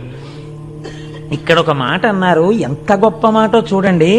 సింగంబు గుహకు చనినే ఇంగును ముచ్చముల రాసి జంబుక భూమింకడు వేడుకమై డాయంగా బునుకొలను బొక్కలు అలవడు పెక్కులు. మీరు సింహం ఉండేటటువంటి గుహలోకి వెళ్ళారనుకోండి, ముత్యాలు దొరుకుతాయి. ఎందుకంటే అది ఏనుగుని ఈడ్చుకొచ్చి కుంభస్థలాన్ని బదలగొట్టి తింటుంది కాబట్టి. ముత్యములు దొరికేటటువంటి వాటిల్లో ఏనుగు కుంభస్థలం ఒకటి కాబట్టి ముత్యాలు దొరుకుతాయి. నక్క ఉన్న గుహలోకి వెళ్ళారనుకోండి, అక్కడికి వెళ్ళినప్పుడు దొరికేవి ఎముకలు బొక్కలు, అంటే ఎముకలు మొబికలు దొరుకుతాయి అక్కడ. అదేం తింటుంది? ఏదైనా క్రూరమైన జంతువు వేటాడి వదిలేసిన శేషాన్ని ఈడ్చుకొచ్చి తింటుంది. ఎక్కడికి వెడితే ఏం దొరుకుతాయో అక్కడికి వెళ్ళినప్పుడు అవి దొరకడం ఆ యొక్క ప్రాంత లక్షణం. గౌతముడి దగ్గరికి వెళ్ళినటువంటి వాడికి అటువంటివే దొరికాయి. అయితే మీరు ఒక్కటి ఆలోచించండి. ఇప్పుడు గౌతముడి దగ్గర చేరిన వాళ్ళల్లో రెండు వర్గాలు ఉన్నాయి. ఒకళ్ళు ఈ బంధుత్వం కలుపుకొని వచ్చిన వాళ్ళందరూ అన్నం కోసం వచ్చారు. వాళ్ళకి గౌతముడి తపస్సు కానీ, గౌతముడి మీద భక్తి కానీ, గౌతముడి దగ్గర ఏదో తెలుసుకోవాలన్న కుతూహలం కానీ లేవు. శిష్యులు ఉన్నారు కొంతమంది మొట్టమొదటి నుంచి. వాళ్ళు దేనికున్నారు? వాళ్ళు గౌతముడి దగ్గర శాస్త్రం నేర్చుకోవడానికి, భగవంతుడి గురించి తెలుసుకోవడానికి ఉన్నారు. ఇప్పుడు పొడమి విజితేంద్రియుడు, దయాళుడును, మదములేనివాడు, ఉపకారి, ఈ నలుగురు స్తంభముల ఎట్ల దాల్తురు సతత మోపి ఈ జగంబు సంధియమింతలేదు అన్నారు. ఈ జగత్తనబడేటటువంటి భవనము 4 స్తంభాల మీద నిలబడి ఉంది. ఈ నలుగురు ఎవరో తెలుసా? పుడమి విజితేంద్రియుండు. ఇంద్రియములను గెలిచినటువంటి మహాపురుషుడు ఎక్కడో ఒక్కడుంటాడు, ఒక చంద్రశేఖర పరమాచార్య స్వామి వంటి వారు. అటువంటి మహాపురుషుడి యొక్క పేరు స్మరింపబడినంత కాలం కూడా స్తంభంగా ఈ భూమిని కాపాడుతుంది. 2, దయాళుడును, అపారమైనటువంటి భూతదయ కలిగినటువంటి వాడు, అన్ని ప్రాణుల యందు ఈశ్వరుణ్ణి చూడగలిగినటువంటి వాడు. ఆయన ఒక స్తంభం ఈ భూమిని నిలబెట్టడానికి. మదము లేనివాడు, అహంకారం లేనివాడు, ఉపకారి, వేరొకటికి ఉపకారం చేసేవాడు. ఈ నలుగురే ఈ భూమండలాన్ని నిలబెడుతున్న స్తంభములు. మిగిలిన వాళ్ళు దీనిలోకి వచ్చిపోతున్న వాళ్ళు. కాబట్టి ఇలా జరుగుతుండగా కొంతకాలానికి ఒక విచిత్రం జరిగింది గౌతమాశ్రమంలో. బహుకాలం బిటులేగెనొక్క దివస ప్రాహ్నంబునన్ గౌతమ ద్రుహిణుండీశ్వర పూజకై సలిలమున్ తొట్టెన్ ధనాన్ శిష్యులున్ రహిమీరన్ కలశంబులన్ కొని సరోరాజంబు చేరంగా పోనహివేణుల్ ముని భార్యలప్పుడే జలంబాడంగ విచ్చేయుడు. ఒకరోజు తెల్లవారుజామున గౌతమ మహర్షి శివలింగానికి అభిషేకం చెయ్యాలి, సంధ్యావందనం చేసుకోవాలి. ఒక పాత్ర ఒకదాన్ని శిష్యులకిచ్చి, ఒరే నాన్న వరుణగుండంలోకి వెళ్ళి నీళ్లు పట్టరండ్రా, నేను సంధ్యావందనం చేసుకుని శివలింగానికి అభిషేకం చేసుకుంటాను అన్నాడు. వాళ్ళు ఆ కుండ పట్టుకుని నీళ్లు తేవడానికి వెళ్ళారు. అదే సమయానికి మిగిలినటువంటి మునుల యొక్క భార్యలు అక్కడికి స్నానం చేయడానికి వచ్చారు. ఈ వీళ్ళన్నారు, ఆడవాళ్ళు స్నానం చెయ్యడానికి వచ్చినప్పుడు వాళ్ళు స్నానం చేశాక పట్టుకుందాని లేని అక్కడ నిలబడడం బ్రహ్మచారికి దోషం అవుతుంది. కాబట్టి ఒక్కసారి మీరు పక్కకుండమ్మా, నీళ్లు పట్టుకుని మేము వెళ్ళిపోతామన్నారు వాళ్ళు. కానీ ఆ గౌతమ శిష్యులాముని సతీకాండంబుతో ఒక్క ప్రక్కన చేరుండు ఘనుండు దేశికుడు వేగన్ పూజకై తీర్థమున్ కొనితే రన్మము పంచెనట్లు కదక అట్లుదకమున్ గొంపోవలెన్ తల్లులన్నను నవ్వారటుల్ తొలగంగ కడున్ గర్వం బఖర్వంబుగాన్. అమ్మలారా, దేశికుడు మా గురువు మమ్మల్ని కుండతో నీళ్లు తెమ్మన్నాడు సంధ్యావందనానికి, లింగాభిషేకానికి. మీరు ఒక్కసారి అలా ప్రక్కకి తొలగితే మేము ఆ నీళ్లు పట్టుకుని వెళ్ళిపోతామమ్మా అన్నారు వాళ్ళు. అనేటప్పటికీ వాళ్ళు అన్నారు, మీకు ఎంత మిడిసిపాటు వచ్చిందిరా, మీకెంత గర్వం వచ్చిందిరా, మునిపత్నులం మేము స్నానానికి వచ్చామా? మా స్నానం కన్నా గౌతముడికి సంధ్యావందనమును అభిషేకం ఎక్కువయ్యాయా? ముందు గౌతముడికి నీళ్ళు వెళ్ళాలా ఇక్కడి నుంచి? అంత గర్వం వచ్చిందా గౌతముడికి అంటే? చూశారా, ఇంటి యజమాని అన్నం తిన్న తరువాత విదిల్చినటువంటి చేతి ఎంగిలి మితుకులు తిన్న కాకి బలిసి యజమాని తల మీద తంతే ఎలా ఉంటుందో వీళ్ళ బ్రతుకులు అలా ఉన్నాయి. కాబట్టి ఇప్పుడు ఈ మాట అన్నారు అని వాళ్ళు చరచరా అక్కడి నుంచి బయలుదేరి తమ భర్తల దగ్గరికి వెళ్ళేటటువంటి ప్రయత్నం చేస్తున్నారు. చనుండు మీరలిక సత్వరమేమిటి దీర్ఘమాడి నీళ్లను కొనిపోవగావలే జలం వనరింపకొడల్పలుయిరు మీ ఘనత నిరుంగకిట్లు పలుకం దొరకంటి రణంగ వారలం తనిచని ఆశ్రమమునకుంత గురురజ్ఞికి చెప్పెనాపయున్. ఇంతంత అహంకారం ఏమిట్రా మీకు? మేమిక్కడ స్నానం చెయ్యాలి, అభిషేకమా సంధ్యావందనమా? అంత గొప్పవాడైపోయాడు గౌతముడు, పొండవతలకన్నాడు. వాళ్ళు చిన్నబుచ్చుకుని నీళ్ల కుండని నీటితో తేకుండా ఖాళీ కుండతో తిరిగి వచ్చారు. గురువుగారి దగ్గరికి వెళ్ళి ఈ మాట చెప్తే, గురువుగారు చూశారా వీళ్ళని చేరదీసినందుకు ఎలా ప్రవర్తిస్తున్నారో అని గురువు పొద్దున్నే నొచ్చుకున్నా దానికి మేము కారణం అవుతాం. గురువుగారి దగ్గరికి వెళ్ళి అబద్ధం చెప్పినా దోషం వస్తుంది. అలాగని గురువుగారికి ఏమీ చెప్పకుండా కూర్చుంటే సంధ్యావందనానికి వేళ మీరిపోతుంది. కాబట్టి ఇప్పుడు ఎలా మనం ధర్మ సంకటంలో పడ్డాం అనుకున్నారా బ్రహ్మచారులు అని వాళ్ళు ఏం చెయ్యాలో అర్థం కాక, బిడ్డడు నాన్నగారి దగ్గర ఏదైనా చెప్పడానికి ఇబ్బంది పడినప్పుడు అమ్మ దగ్గరికి స్వతంత్రంగా వెళ్ళినట్టు గురుపత్ని అయిన అహల్య దగ్గరికి వెళ్ళారు. అమ్మ, గురువుగారు నీళ్లు తెమ్మన్నారమ్మా, మేము అక్కడికి వెడితే వాళ్ళు స్నానాలు చేస్తామంటున్నారు, మేము అక్కడ ఎలా నిలబడతామమ్మా? వాళ్ళు మునిపత్నులు, వాళ్ళు స్నానం చేస్తుంటే అయ్యే వరకు మేము అక్కడ నిలబడితే అది చాలా అసహ్యంగా ఉంటుంది, మేము బ్రహ్మచారులు అలా నిలబడకూడదు. వాళ్ళు ఒక్క కుండరు నీళ్లు పట్టుకుని మేము వెళ్ళిపోతామంటే అనరాని మాటలని మమ్మల్ని పంపించేశారమ్మా. ఇప్పుడు గురువుగారి దగ్గరికి ఖాళీ కుండతో ఎలా వెళ్ళడము అని బెంగ పెట్టుకున్నామమ్మా అని చెప్పారు వాళ్ళు. వాళ్ళు ఎంత ధార్మికమైన నడువడితో ఉన్న బ్రహ్మచారులో చూడండి. అందుకే నేనన్నా అక్కడ రెండు వర్గముల మనుషులు ఉన్నారు అని. ఇప్పుడు ఆవిడేం చేసింది? అహల్య. ఇప్పుడు ఇంతమందికి ఇంత నోరుంటే ఆవిడకు ఉండక్కర్లేదు ఏంటండి? ఆవిడ కూడా వెళ్ళి, మీ ఆయన తీసుకొచ్చాడా ఈ గుండం, మీ ఆయన తీసుకొచ్చాడా ఈ నీళ్లు, కష్టపడింది ఆయన, తెల్లారు లేస్తే ఆయన మోచేతి నీళ్లు తాగుతున్నారు మీరు మీ భర్తలను, ఆయన అభిషేకానికి నీళ్లు పట్టుకెళ్ళొద్దనడానికి మీనెవరు అని వీధి కొళాయి దగ్గర జట్టీలాడుకున్నట్టు దెబ్బలాడుకోవచ్చు. అలా దెబ్బలాడితే ఆవిడ మహాపతివ్రత అహల్య ఎందుకు అవుతుందండి? కావలసింది ఇప్పుడు ఏమిటి? వాదులాడ్డం కాదు, అవతల వాళ్ళ తప్పించడం అంతకన్నా కాదు. వాళ్ళు మునిపత్నులు, లక్ష్మీ స్వరూపాలు. ముందు భార్యగా తన ధర్మమేమి వేళ మీరిపోకుండా భర్త సంధ్యావందనం చేసుకోవడానికి నీళ్ళు ఇచ్చేయాలి, అది భార్యాధర్మం. కాబట్టి ఇప్పుడు ఆవిడ ఏం చేసింది? కడవన కొండు గైకొని తగన్ సరసీస్థలి చేరి నీరమున్ వడిగుని తెచ్చి ఇచ్చి తన భర్తకు దల్మిని దేవ పూజనాతడు పునరించే అమ్మునుల దారలహల్య మదంబుతోడ ఈ ఎడమము బల్కరించకయే ఏగెను చుల్కన చేసి తానటుల్. అహల్య వేళ మీరిపోయిందనుకోండి, ప్రాయశ్చిత్తార్ఘ్యపూర్వక సంధ్యావందనం గరిష్యే నీళ్లు ముట్టుకుని 4 మాటలు అర్ఘ్యం ఇవ్వాల్సి ఉంటుంది గౌతముడు. ఆ పని ఆయనతో చేయించడమే ఎంత తప్పు. అందుకని ఆవిడ ఎవ్వరితో మాట్లాడకుండా ముందు భర్తకి నీళ్ళు ఇచ్చేయాలి. గబగబా వెళ్ళి వాళ్ళెవ్వరినీ పలకరించకుండా, ఇప్పుడు పలకరిస్తే వాదు జరుగుతుంది, వాదు జరిగితే భర్తకు ధర్మలోపం వస్తుంది. నేను ముందు గబగబా కడవతో నీళ్లు ముంచుకుని ఆవిడ వెళ్ళిపోయింది. ఆవిడ ఏమీ అనలేదు ఎవ్వరిని, ప్రసన్నమూర్తి అయి వెళ్ళిపోయింది. వెంటనే వాళ్ళన్నారు, చూశావా చుల్కన చేసి మమ్ములన్ అంటే మాతో మాట్లాడదనమాట. ఇది ఎంత దారుణంగా ఉంటుందో చూడండి లోకం ప్రవృత్తి. అడగచ్చు కదా, ఆ పిల్లలకి నీళ్ళు ఇవ్వలేదు కదా అని మమ్మల్ని అడగచ్చు కదా అంటే మేము మాట్లాడడానికి కూడా తాగం. వాళ్ళేమో ముండండి మా గురువు గారికి పట్టుకెళ్తా ఉన్నారు. ఏమిటమ్మా ఏదో నీళ్ల కోసం ఇక్కడికి వచ్చాం కాబట్టి వీళ్ళు ఇలా మాట్లాడుతున్నారు అంతే లోకం అని దెప్పి పొడవడానికి ఇద్దరినీ తీసుకున్నారు అనుకూలంగా. ఈవిడ చూడండి, ఆయనేమో అందులో కూర్చుని ముందు నాకు నీళ్లు పట్టరారా అని ఆయన పంపించాడు. ఈవిడేమో వాళ్ళని వద్దన్నాం కాబట్టి ఈవిడ కొండట్టుకు వచ్చేసి ఈవిడ ముంచేసుకుని ఈవిడ వెళ్ళిపోతుంది. పోనీ కనీసం ఏమ్మా బాగున్నారా, స్నానాలు చేస్తున్నారా నువ్వు పలకరించచ్చు కదా, వీళ్ళని నేను పలకరించేది ఏంటి అని ఈవిడ వెళ్ళిపోయింది. ఇంత చులకనమాట మనం అంటే. ఇప్పుడు ఇందులోంచి ఏం బయలుదేరింది? రాగాలు పెడబబ్బలు బయలుదేరి. ఎందుకు అంటే వాళ్ళకేం అవమానం జరిగిందండి అక్కడ? ఏమైనా అవమానం చేశారా? అవమానం జరగలేదు, అక్కసు బయలుదేరింది. అవతల ఉన్న వాళ్ళ నడువడిని గౌరవించలేని వాడు ఆయన యొక్క ధార్మిక జీవనాన్ని మెచ్చుకోలేడు. సరికదా, అక్కసు పెంచుకుంటాడు. కారణం ఏమిటి? నీ స్వభావం అటువంటిది, అందులోంచి వస్తోంది ఈ అక్కసు. నీ స్వభావాన్ని దిద్దుకోవాలి. కాబట్టి ఇప్పుడు వాళ్ళు ఏం చేశారు?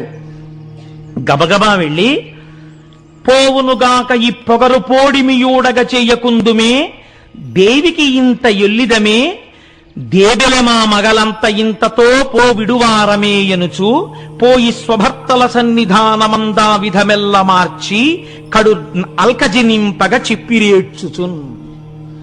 వాళ్ళందరూ ఏం చేశారంటే ఎంత గొప్ప మాట వేశారో చూడండి ఈ రచన యందు. మా మొగుళ్ళు దేవిరి కొట్టువాళ్ళ అన్నారు వాళ్ళు. అంటే దేవిరి కొట్టువాళ్ళ అంటే వాళ్ళకేమీ లేక ఒకళ్ళు పెడుతుంటే అంగలారుస్తూ తినేవాళ్ళు అనుకుంటున్నారా? ఈ మాట వెళ్ళి మొగుడిని అడిగారు. అంటే వాళ్ళకి నిజంగా వాళ్ళు ఇప్పుడు ఆ స్థితిలోనే ఉన్నారు. కానీ అలా భార్య అడిగేటప్పటికీ కొంచెం కష్టం వచ్చింది. పైగా సామూహిక రోదన కార్యక్రమము అని ఒకటి సిద్ధం చేశారు. అందరూ కలిసి ఏడిచారు. ఏడుస్తూ వెళ్ళి చూడండి మా బతుకు ఎంత చులకనైపోయిందో. మీకు స్నానం ఏమిటి, ముందు దేశికుడికి తీసుకెళ్లాలని చెప్పి బ్రహ్మచారులు వచ్చారు. మేము స్నానం చేస్తుంటే ఓ పక్క నుంచి ఇంకింతకన్నా నగుబాటు ఉంటుందా? పైగా ఇదేమిటయ్యా స్నానం చేస్తున్నాం తర్వాత రండి అంటే మేమేమిటో తప్పు చేసినట్టు అహల్య ఇలా ఇలా ఊపుకుంటూ వచ్చి కొండతో నీళ్ళట్టుకుపోయింది. కనీసం ఏమమ్మా అని కూడా మమ్మల్ని పలకరించలేదు. అంటే మా బతుకింత చులకనైపోయింది. వాళ్ళకి ఎందుకు అనుకుంటున్నారు? దేవిరి మొగుళ్ళు మా మొగుళ్ళని వాళ్ళు అనుకుంటున్నారు. అంటే వీళ్ళకేమైంది? అదేమిటి అనలేదు. ఏడుస్తూ వీళ్ళు ఇలా మాట్లాడేప్పటికీ వీళ్ళకి అలకొచ్చింది. మహాకోపం వచ్చేసి వెంటనే వీళ్ళు గణపతి హోమం మొదలెట్టారు. ఎంత చిత్రమో చూడండి లోకంలో. పోనీ వీళ్ళకైనా బుద్ధి ఉండాలి కదా. చెప్పుడు మాటలు విని వెంటనే ఆ చర్య తీసుకునే వాళ్ళ జీవితాలు ఇలాగే ఉంటాయి. ఎంత మునులైతే ఎవరికి కావాలండి? కాబట్టి వాళ్ళు ఏం చేశారు? అంత మునుల్ గడున్ముదులనగ్రహముంది కడింది నిష్టతో దంతిముఖున్ విధానమున తద్దయు గొల్వ అతండు వచ్చి మీ చింతల తీర్తు అంచితము చెప్పుడనంగా మునుల్ ముదంబుతో అంతము మీరనివ్వనికి బాపుడు గౌతమునన్ననాతడు.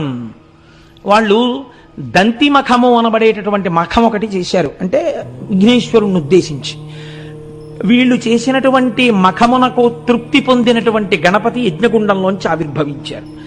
దేని కొరకు ఇంత కష్టపడి మీరు నా గురించి ఇంత గొప్ప మఖం చేశారు, నేను మీకేం చేసి పెట్టాలని అడిగారు. ఏమీ లేదు, పొగరెక్కి ఉన్నాడు గౌతముడు. కాబట్టి ఈ ఆశ్రమంలోంచి గౌతముడు బయటికి తరమబడేటట్టుగా నువ్వేదో ఒక పథకం చేసి మమ్మల్ని రక్షించాలి అంటే ఆయన అన్నాడు, విఘ్నేశ్వరుడు మీరు అడగవలసిన మాటే ఇది. తగునే ఆకలి దప్పులన్ మరుగుచున్ దారల్ సుతుల్ శిష్యులన్ మిగులన్ బొక్కుచు ప్రాణభీతనిటకున్ మీరేగదేరన్ దయానుగుడై గౌతముడెల్లవారికి చటన్ బోనంబులర్పించి మీ వగవున్ బాపి అనంగ చేసెనిపుడా బ్రాహ్మణ్యు నొప్పింతురే. ఒకనాడు మీకు తాగడానికి నీళ్లు లేక, తినడానికి అన్నం లేకపోతే మీ భార్యలతో, మీ బిడ్డలతో, మీ శిష్యులతో ఇక్కడికొస్తే అయ్యో ఇంత కష్టపడుతున్నారా అని వాళ్ళిద్దరూ కలిసి పండించి వండి మీకు వడ్డించి అన్నం పెడుతుంటే, ఆ గుండంలో నీళ్లు ఆయన పేరు మీద తడారకుండా పుడుతుంటే ఆయన్ని ఈ ఆశ్రమం నుంచి తరిమి క్షామంలోకి తోసి మీరు సుఖాలు అనుభవిద్దాం అనుకుంటున్నారా? ఎంత కృతజ్ఞత ఇది! దానికి నా కోసం మఖం చేశారా? నేను అటువంటి పని మీకు చేసి పెట్టాలా? ఎలా అడిగారయ్యా ఇలాంటి కోరిక? ఇలాంటి కోరిక మీరు కోరచ్చా? ఉపకృతి సల్పిన వారలకు అపకృతి చేయంగతలచుటతి ఇండితము అట్లపశయమనక అనర్చిన నృపశువు నశించునెంత నేర్పరియేని. అపకారికి అపకారమే చెయ్యకూడదు, ఉపకారికి అపకారం చేస్తారా?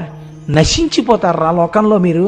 మీకు ఎందుకు పుట్టిందిరా ఈ కోరిక? ఇంతమంది కలిసి చేశారే, మీలో ఒక్కడికైనా ఈ ఆలోచన రాలేదా? తప్పు మనం ఇలా చేయకూడదు, ఇది కృతజ్ఞత అన్న ఆలోచన మీకు రాలేదా? మంచివాడు చెడ్డ మనిషి కాబోవడెప్పుడు చెడుగు మంచి నెంచబోడు. కుక్క గోవు కాదు, గోవు కుక్కయు కాదు, జగమునందు బ్రహ్మశాసనమిది అన్నాడు. ఊరే లోకంలో లక్షణం ఏమిటో తెలుసా? మంచివాడు చెడ్డ మనిషి కాబోవడెప్పుడు. మంచివాడు ఎప్పటికీ చెడ్డవాడు కాలేడు. ఎందుకని? అవతలవాడు తనని ఇబ్బంది పెడుతున్నా ఓర్మి వహించి ఉంటాడు తప్ప అవతలవాడిని బాధ పెట్టే పని తాను చెయ్యడు. చెడుగు మంచి నెంచబోడు. చెడ్డవాడున్నాడే వాడు యువతల ఆయన ఎంత మంచివాడైనా ఆయనలో ఒక్క మంచి గుణం చూసి చిచి ఆయన్ని బాధ పెట్టకూడదన్న ఆలోచన అవతలవాడికి రాదు. ఇది స్వభావం రా లోకంలో. చెడువాడి లక్షణం ఇది. అవతలవాడిలో ఎంత మంచి ఉన్నా చూడలేడు. మంచివాడు అవతలవాడు ఎంత చెడ్డవాడైనా వాడు పాడవ్వాలని కోరలేడు. కుక్క గోవు కాదు, గోవు కుక్క కాదు. కుక్క ఆవవలేదు, ఆవు కుక్కవలేదు. ఇంతే లోకంలో బ్రహ్మశాసనం రా ఇది. అంటే ఇంకో మాటలో ఏమన్నాడు? మీరు కుక్కలు, ఆయన గోవు. మీరేం చేయగలరా ఆయన్ని? మీరు ఏం చేసినా ఆయన అభ్యున్నతికే పనికొస్తుంది. సనాతన ధర్మపు నిష్టని ఎలా తీసుకొస్తున్నారో చూడండి. భగవంతుణ్ణి నమ్మినవాడు, ఓర్మితో ప్రవర్తించిన వాడు చెడిపోడు. మీకు ఇటువంటి కథలు ధైర్యాన్ని నేర్పుతాయి. ఎవడో ఏదో మీకు ఒక చిన్న అపకారం చేశాడని మీరు అస్తమానం అదే చూసి బెంగ పెట్టుకునేటటువంటి అవసరం ఉండదు. పెద్దలు పెద్దలలాగే మాట్లాడతారండి. నేను ఎప్పుడైనా పురాణం చెప్పేటప్పుడు నా మనస్సుని పాడు చేసే సంఘటన ఏదైనా ఒకటి జరిగిందనుకోండి, నేను వెంటనే మా దొరగారి దగ్గరికి వెళ్ళి చెప్తుంటాను, దొరగారు నా మనస్సుని కొంచెం పాడు చేసిందండి, ఇటువంటి సంఘటన ఒకటి జరిగింది అంటే మా దొరగారు అంటారు, కోటేశ్వరరావు గారు మీ మనస్సు ఇటువంటి సంఘటనలకు ఆశ్రయం ఇచ్చి పరమ పవిత్రమైన శివమహాపురాణం చెప్పుకోవడాన్ని పాడు చేసుకుని ఇది పట్టుకుంటుందా? అలా పట్టుకుంటే మీరు పాడైపోరా? మీరు ఏది పట్టుకున్నారో దాని యందు మనసు పెట్టండి, దీని యందు మనసు విడిచిపెట్టండి, అది మీరు చేయవలసిందంటుంటారు. ఆనాడు మహానుభావుడు విఘ్నేశ్వరుడు చెప్పిన మాటలు మా దొరగారు చెప్తుంటారు ఒక్కొక్కసారి తెలియకుండానే. చూసారా? పెద్దలు పెద్దలే లోకంలో. కనుక చూడండి, ఈ మాట చెప్పి కుక్క గోవు కాదు, గోవు కుక్కయు కాదు, జగమునందు బ్రహ్మశాసనం ఇది. ఇది బ్రహ్మశాసనం రా. కుక్క ఆవదు, ఆవు కుక్కవదు అంటారు. అంటే వాళ్ళన్నారు, నీ దగ్గర నీతులు వినడానికి మేము ఈ మఖం చేయలేదు, నువ్వు మాకు ఏమైనా ప్రవచనం చేస్తావని మేము నిన్ను తెచ్చుకోలేదు. మాకు ఉన్న ఒకే ఒక కోరిక, గౌతముడు ఈ ఆశ్రమము నుంచి తరమబడాలి.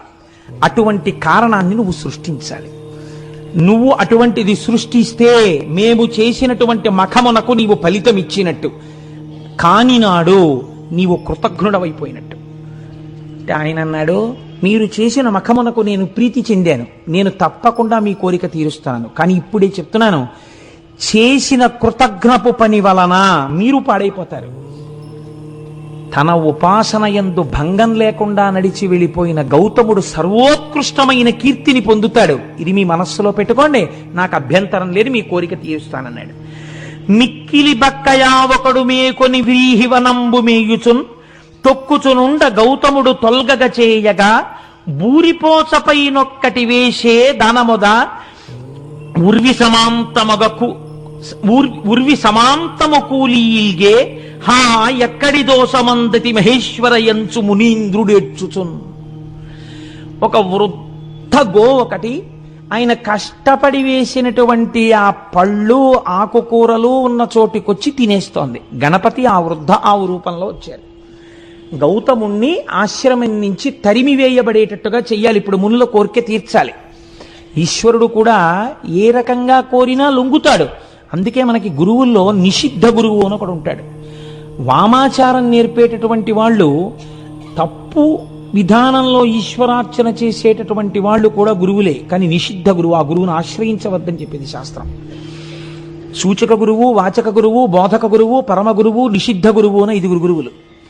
కాబట్టి ఇప్పుడు చూడండి, ఇప్పుడు ఈ బక్కావు మేస్తుంటే ఆవుని గట్టిగా కర్రతో కొట్టినా చేత్తో కొట్టినా గోమోదక దోషం వస్తుందని మహానుభావుడు ఆయన ఏం చేశాడంటే, గౌతముడు అయ్యో ఆవు కదా ఇదని ఒక ఎండిపోయినటువంటి సన్నటి గడ్డిపరక తీసి ఆవు మీద ఇలా పడేసి హా అన్నాడు.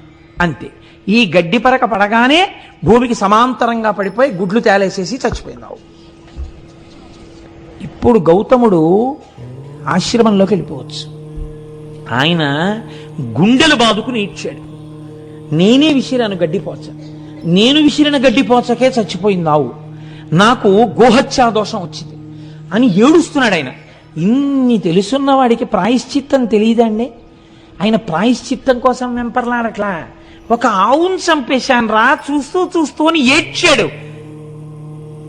ఆవుల్నే పట్టుకెళ్ళి వజ్రశాలలో తెగతారుస్తున్నా చూస్తూ దేశం ఊరుకుంటే వానలు పడమంటే ఎక్కడ పడతాయండి?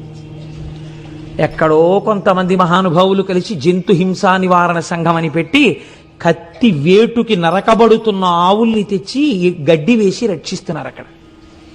కనుక చూడండి, ఇప్పుడు ఆ ఆవు చచ్చిపోతే ఈయన ఏడుస్తుంటే కనిమునులు తదంగనలు గౌతము చేరి విధంబెరింగి గోఘ్న నిబిడ పాపి ఎంతటి అకార్యమునర్చితి ఓరి నీ మొగంబునగన దోషము ముప్పుతిల బొమ్మటకేని వనంబు బాసి నీ అనుచర పుత్ర మిత్రదగి తాదుల తోడ్కుని వేగదవులన్ అన్నారు.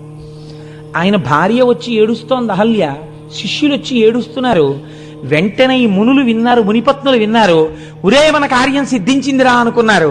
సంతోషంగా అందరూ వచ్చారు. ఏమైంది అని అడిగారు. నేను గడ్డిపరక విషయానమ్మా, ఆవు చచ్చిపోయింది అన్నాడు ఆయన. ఛీ దుర్మార్గుడా, ఆవును చంపిన నీ మొహం చూస్తే మహాపాతకాలు వస్తాయిరా. నీ మొహం చూడకూడదు మేము ఇప్పుడు, నువ్వు ఇక్కడే కూర్చుంటామే, ఇంకా నీ మొహం మాకు చూపిద్దామన్నా లే పోతగబో. నువ్వు నీ భార్యని, నీ బిడ్డల్ని, నీ శిష్యుల్ని తీసుకుని ఈ ఆశ్రమం వదిలి దూరంగా ఎక్కడికన్నా పో. ఆయన పెట్టిన కూడు తిని బలిసి ఎంతటి మాటలు అన్నారో చూడండి. అక్కడతో ఊరుకున్నారు అనుకుంటున్నారా? నీ విచట నుండమేమిందు నిలువరాదు. నువ్వుంటే లేవా, అయితే మేము వెళ్ళిపోతాం. నువ్వుంటే మేము ఉండకూడదు, నువ్వు గోహత్య చేసిన వాడివి. దేవ ఋషి పితృ కార్యములు తీర్పరాదు. నీలాంటి గోహత్య చేసిన వాడు ఉన్న చోట దేవతలు ఆహారం తీసుకోరు, హవిస్సులు. పితృదేవతలు పుచ్చుకోరు. అగ్ని కార్యం పనికిరాదు, మాకు పాపం వస్తుంది. కాబట్టి హవ్య కవ్యంబులను గొనరగ్నిపితలు హవ్య కవ్యములను పుచ్చుకోరు అగ్ని పితృదేవతలను. కాబట్టి సాగు సకుటుంబమెటకేని చక్కనిప్పుడు వెంటనే నీ కుటుంబాన్ని తీసుకుని ఇక్కడి నుంచి పో ఎక్కడికైనా అన్నారు. అనేటప్పటికీ పాపం ఆయన చూసి దైవ పితృ మఖముల ఏవే విధమున సల్ప కూడా తెరుగుమిది మొదల్ నీ వనరించిన దురితం బే వడవున సడబడద ఎక్కుడు భరమవు. ఓ గౌతమ, వెళ్ళిపోదాం అనుకుంటున్నావేమో, వెళ్ళిపోవడం కాదు. ఇవాళ నుంచి నువ్వు అగ్నికార్యం చేయకూడదు, నువ్వు దేవతలను ఆరాధించకూడదు, నువ్వు పితృదేవతలకు ఏ విధమైనటువంటి పూజలు చెయ్యకూడదు. ఎందుకో తెలుసా? గోహత్య చేసిన నీలాంటి దుర్మార్గుడు పూజ చేస్తే భగవంతుడు నొచ్చుకుంటాడు రా. భగవంతుడు నొచ్చుకుంటే భూమికి భారం ఎక్కువైపోతుంది నువ్వు చేసే పాపపు పనుల వల్ల. ఒక పాపం మీద ఇంకో పాపం చేద్దాం అనుకుంటున్నావేమో, వెళ్ళి మళ్ళీ అగ్నికార్యాలు చేద్దాం, పూజలు చేద్దాం అనుకుంటున్నావేమో, అదేం కుదరదు. నువ్వు దూరంగా ఎక్కడికైనా పో అంతే. ఇప్పుడు ఆయన ప్రాణం ఏమిటండి? ఈశ్వరార్చన. ఆయన భగవంతుణ్ణి అర్చించకుండా ఉండలేడు, ఆయన భగవంతుణ్ణి అభిషేకించకుండా ఉండలేడు, ఆయన అగ్నికార్యం చేయకుండా ఉండలేడు, ఆయన సంధ్యావందనం చేసుకోకుండా ఉండలేడు. అటువంటి వాణ్ణి నువ్వేమీ చెయ్యొద్దన్నారంటే చంపేశారు ఆయన ఇంకో రకంగా. ఇంత బాధ పెట్టే మాటలు మాట్లాడితే ఆయన అన్నట్ట లేచి నిలబడి, చేసితి దోషము నిష్కృతి చేసితినే గాని శాంతి చందదు పుడమిన్ వాసిగ ప్రాయశ్చిత్తము చేసుకొని యఘంబు బాయు సిద్ధమిది ముని. అయ్యయ్యో, తప్పకుండా వెళ్ళిపోతానయ్యా, నేను ఇక్కడ ఉండను, నేను వెళ్ళిపోతున్నానని గబగబా వెళ్ళిపోయాడు మహానుభావుడు. ఒక నెల్లాళ్ల పాటు అలా తిరిగాడు తిరిగాడు తిరిగాడు. ఎంత దుఃఖం అనుభవించాడో అంతటి గౌతముడు. అయితే మీరు ఒక్కటి ఇక్కడ చాలా జాగ్రత్తగా ఆలోచించాలి. ఇంతటి మహర్షి, ఇంత తపశ్శక్తి ఉన్నవాడే, ఒరే నేను గడ్డి పరక విసిరితే ఆవెందుకు చచ్చిపోయిందిరా, ఇందులో ఏదైనా కుట్రుందా అని ఆయన ఆలోచించలేదు. ఎందుకు ఆలోచించలేదు? అసలు ఒకడి గురించి తప్పుగా ఆలోచించడం ఆయనకి చేత కాదు. గోవు కుక్క కాదు, కుక్క గోవు కాదు. ఎంత గొప్ప స్థితి అండి ఆ గౌతముడిది నిజంగా. ఎటువంటి మహర్షి అండి. అందుకని ఆయన అంతర్ముఖుడై చూడలేదు. ఆయనే చూస్తే వీళ్ళ బతుకులు బయటడిపోతాయి. పైగా వెళ్ళి, నేను చాలా తప్పు చేశానయ్యా, ఒక నెల్లాళ్ళు అయిపోయిన తర్వాత చాలా వాడిపోయిన వదనంతో దుమ్ము కొట్టుకుని పోయిన వాడై దూరంగా నిలబడి తన శిష్యుల్లో ఒకడి చేత ఒక్కసారి నా కోసం ఆ మునుల్ని రమ్మనండి అని కబురు చేశాట. వీళ్ళు చక్కగా ఈ నీళ్లు తాగుతూ పువ్వులు పెట్టుకుంటూ చక్కగా ఈ కాయలు పళ్ళు తినేస్తూ ముప్పొద్దుల నా కోపంలో అయితే తెగ తిని కూర్చునున్నారు. అంతకన్నా నేను ఇంకా వాడలేదు, నాకు అంత అక్కసుగా ఉంది. కాబట్టి ఆయన వచ్చి పిలిస్తే ఈ మునులు బయటికి వెళ్ళారు. ఆయన అన్నాడు, చాలా దోషం చేశానండి, నిజమే, ఆవును చంపేశాను, కానీ ఇలా ఎన్నాళ్ళు కూర్చోను పూజలు చేయకుండా, ఎన్నాళ్ళు కూర్చోను అగ్నికార్యం చేయకుండా, నా మనస్సు ఊరడిల్లట్లేదు. ఏదైనా ప్రాయశ్చిత్తం ఉంటే చెప్పండి, నేను ఆ ప్రాయశ్చిత్తం చేసుకుని మళ్ళీ నా జీవితాన్ని ఈశ్వరాన్ముఖం చేసుకుంటానన్నాడు. ఆయనకి కావలసింది భగవంతుడంతే, ఇంకొకటి ఆయనకి తెలియదు. ఆయనకి తెలియని విషయాలు వీళ్ళు చెప్పగలరా అండి? అంటే ఏమో, ఇంత తప్పు చేశాను కదా, ఇంతమంది వాళ్ళు తప్పు చేయకుండా ఉన్నారు, తప్పు చెయ్యని వాళ్ళ దగ్గర తప్పు చేసిన వాడు వినడం వినయం, అంతేకాని నాకు తెలిసిన నేను చేసుకోవడం ఏమిటి, మళ్ళీ ఇంకో తప్పు చేస్తానేమో. ఎంత వినయానికి ఆయన లొంగాడో చూడండి. ఆయన ఇంకా ఇంకా మెట్లు దిగి వినయానికి ఎడుతున్నాడు, వీళ్ళు ఇంకా ఇంకా మెట్లెక్కి అహంకారానికి ఎడుతున్నారు. వీళ్ళన్నారు, అయితే చెప్తాం విను. ఇమ్మహి గోహత్యా పాపమ్మును బొనరించినట్టి వాడను నేనంచు మేదిన్ అంతయును ముమ్మారు ప్రదక్షిణంబులనరింపు మొదల్. ఈ భూమండలాన్నంతటినీ 3 మార్లు ప్రదక్షిణం చెయ్యి. చేసేటప్పుడు ఏం చేస్తావో తెలుసా? అడుగు తీసి అడుగేసినప్పుడల్లా ఒక గోవుని చంపినటువంటి మహాపాతకుణ్ణి నేనే అని చెప్తూ 3 మార్లు ప్రదక్షిణం చెయ్యి భూమికి. అప్పుడు ఆ ఆవుని చంపిన పాపం పోతుందంటే ఎంత కక్ష చూడండి వాళ్ళకి అని చెప్పారు. అటు మీద 1 మాసము చాంద్రాయణ వ్రతం వనరింపుము. 3 మాటలు ఇలా ప్రదక్షిణం చేసి వచ్చాక ఏం చేస్తావో తెలుసా? చాంద్రాయణ వ్రతం చెయ్యి. చాంద్రాయణ వ్రతం అంటే ఏమిటో తెలుసా అండి? ఇంకొక రకంగా చెప్పాలంటే నీకు ఒళ్ళు బలిసి ఆవును చంపావని చెప్పడం.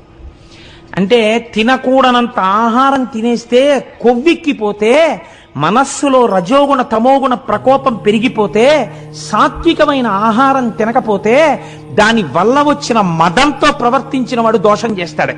దానికి చాంద్రాయణ వ్రతం చేయిస్తారు. చాంద్రాయణ వ్రతం అంటే శుక్లపక్షంలో ఒక్కొక్క తిథి పెరుగుతుంటే ఒక్కొక్క కబలం పెంచుకుంటారు, కృష్ణపక్షంలో ఒక్కొక్క తిథి తగ్గిపోతుంటే ఒక్కొక్క కబలం తగ్గించేసుకుంటారు. అమావాస్య నాడు అసలు అన్నం తినరు. అలా అన్నాన్ని పెంచుకుంటూ తగ్గించుకుంటూ చేసుకోవడం వల్ల ఒంటికి పట్టిన కొవ్వు తగ్గిపోతుంది. అంటే వేరొక మాటలో చెప్పాలంటే నీ ఒళ్ళు కొవ్వెక్కి చంపావురా, బాగా తిని ఆయన పెట్టినవాడు తిన్నవాడు కాడు. ఎంత లేసి మాటలు అన్నారో చూడండి ఆయన్ని నిజంగా. కాబట్టి నువ్వు ఇది చెయ్యి. అటు మీద 1 మాసంబు చాంద్రాయణ వ్రతం వనరింపుము తదనంతరంబున. పోను అక్కడతో అయిపోయిందా? అప్పుడు ఏం చేస్తావో తెలుసా? 101 మారు పాటిక బ్రహ్మగిరికి ప్రదక్షిణంబు అనరింపుము. 101 మార్లు ఈ బ్రహ్మగిరి చుట్టూ ప్రదక్షిణం చేయి. ప్రదక్షిణం చేసిన తర్వాత అంత మీద మృన్మయములైన లింగంబులర్ధిగూర్చి చేయు అర్చనంబు 1,000,000 మృన్మయ లింగాలు తెచ్చి పెట్టు. నువ్వే చేసుకో ఆ లింగాలన్నీ. చేసుకుని 1,000,000 లింగాలు పెట్టి ఈ 1,000,000 లింగాలకి అర్చన చెయ్యి. చూడ్డానికి వస్తారు, ఏమిటి మహానుభావ ఈ క్రతువు అంటారు. మహానుభావుణ్ణి కాదు, ఆవును చంపానని చెప్తుండు, చెప్పి చెయ్యి అన్నారు. ఆయన తెల్లబోయాడు విని. ఇంత దారుణమైన శిక్ష, అయ్య బాబోయ్ అంటే అయితే అది కూడా చేయమన్నమాట అని ఇంకోటి ఏమంటారు అడిగినందుకు. చూడండి ఎంత స్థితికి వెళ్ళారో వాళ్ళు. మొగుణ్ణి కొట్టి మొగసాలకు వెళ్ళడం అంటే ఇలాగే ఉంటుంది. కాబట్టి ఇట్లు చేసినచో అఘంబువాయు. ఇక మరి ఒక పద్ధతి వినుము. ఒకవేళ చేయలేవా మొహం అలా పెట్టమే, ఇంకో పద్ధతి చెప్తాం మీరు పునజ్జి అంటే అంతటి మహర్షిని పట్టుకుని ఇవాళ వాళ్ళు ప్రబోధం చేసేస్తున్నారు. ఎంత గొప్పగా మాట్లాడుతున్నారో చూడండి. దినదినమీశ్వరున్ కొలిచి దివ్య తపంబొనరించి దేవ గంగను ఇట తెచ్చి తద్విమల కాండమునం అఘమర్షణావగాహనమును ఒనర్చినన్ దురితమంతయు డొల్లు శుభాప్తి కోరి ఇంకను శివలింగ కోటులను కల్పన చేసి భజింపుమాపయిన్. ఏం చేస్తావు తెలుసా? అలా చేయలేకపోతే వెళ్ళి కూర్చుని శంకరుడు గురించి తపస్సు చేయి. శంకరుడు ప్రత్యక్షమైన తర్వాత గంగ నిమ్మని అడుగు. ఇత పూర్వం వారణాసి దగ్గర ప్రవహిస్తోంది ఒక గంగ, ఇంకొక గంగని ఇటు తీసుకురా. భగీరథ ప్రయత్నం అంటారు. భగీరథుడు ఎంత కష్టపడవలసి వచ్చిందండి. ఈయన కర్మ ఈయనకి. వెళ్ళి ఆ గంగని ఇటు తీసుకురా, ఎక్కడా ఉన్ చంపావో అటువైపు నుంచి ప్రవహింపచేయి. చేసిన తర్వాత ఒక వ్రతం చేయి, అఘమర్షణ వ్రతం అనేటటువంటి వ్రతం. మళ్ళీ 1,000 లింగాలు పెట్టు, వాటికి అర్చన చేయి. ఇవన్నీ చేస్తే నీ పాపం పోతుంది అనుకుంటున్నాం, అలా చేయి మొదలు పెట్టాను అంటే ఇక పోయేది మొదలెట్టాడంటే ఇంకా భగీరథుడిలా ఇక మళ్ళీ వస్తాడా? ఈ ఆశ్రమం మనది, ఈ పళ్ళు మనవి, ఈ కాయలు మనవి, ఈ కూరలు మనవి. ఇంకా మళ్ళీ భగీరథుడు తిరిగి రాకుండా ఉపదేశం చేశాడు. ఆ పిచ్చి ఆయన ఇదేమిట్రా, నేను చదువుకున్నాను కదా, ఇవన్నీ ఎందులో ఉన్నాయిరా, ఏ పురాణంలో ఉన్నాయి, ఏ ఆ ధర్మసింధువులో ఉన్నాయి, ఓసారి ఆ పేజీ నెంబర్లు చెప్పండి అని అడగచ్చు కదా. నా బుద్ధి ఇలా వర్తించేగా అవును చంపాను, పెద్దలు చెప్పిన మాట విందాం అనుకున్నాడు ఆయన. కాబట్టి ఆయన ఏం చేశాడంటే శరీరంతో తిరిగితే ఏమొచ్చింది? పాపాత్ముండి పాపాత్ముండి పాపాత్ముండి అంటే పాపం పోతుందా? ఈశ్వరుడు యొక్క అనుగ్రహంతో పాపం పోవాలి. అందుకని ఈశ్వరానుగ్రహానికి నోచుకుంటానన్నాడు అని ఆయన వెళ్ళి అద్భుతమైనటువంటి తపస్సు ప్రారంభం చేశాడు. ఒక పార్థివలింగాన్ని ఒక దాన్ని చేసుకుని ఆ లింగం దగ్గర కూర్చుని పంచాక్షరి మహామంత్రంతో తదేక నిష్ఠతో శివుణ్ణి ఆరాధన చేశాడు. అలా తపస్సు చెయ్యగా చెయ్యగా శంకరుడు ప్రత్యక్షమయ్యాడు. ప్రత్యక్షమై, నాయన ఎందుకురా ఇంత తపస్సు చేశావన్నాడు.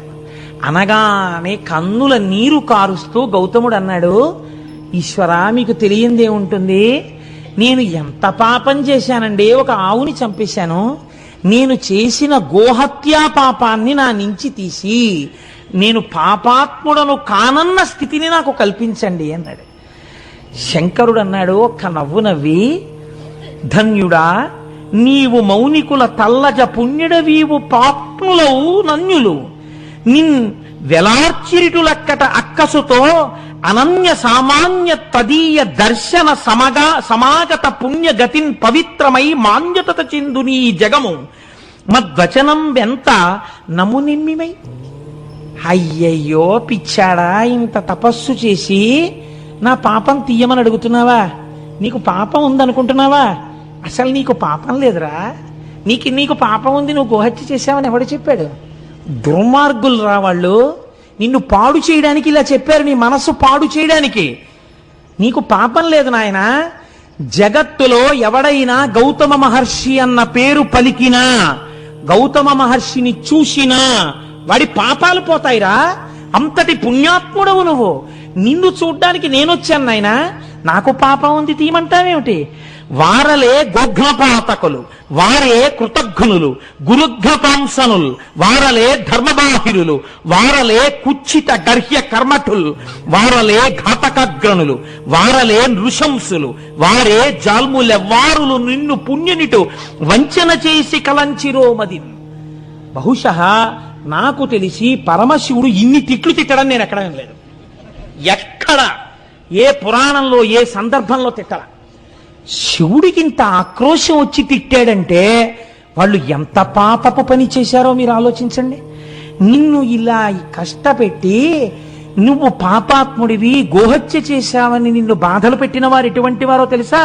వారెల గోఘ్నపాతకులు, ఆవుని చంపిన వాళ్ళు. వాళ్ళు విఘ్నేశ్వరుణ్ణి అడిగిన వాళ్ళు. అలాంటి పని చేయమని. వారే కృతజ్ఞ గురుఘ్న పాంసానులు, వాళ్ళు కృతజ్ఞులు, చేసిన ఉపకారం మర్చిపోయారు. వాళ్ళు గురుద్రోహులు, నువ్వు గురువువి, నీకు ద్రోహం చేశారు వాళ్ళు. వారలే ధర్మబాహిరులు, ధర్మం విడిచిపెట్టిన వాళ్ళు వాళ్ళు. వారలే కుచ్చిత గర్హ్య కర్మఠుల్, కుచ్చిత బుద్ధులున్న వాళ్ళు వాళ్ళు.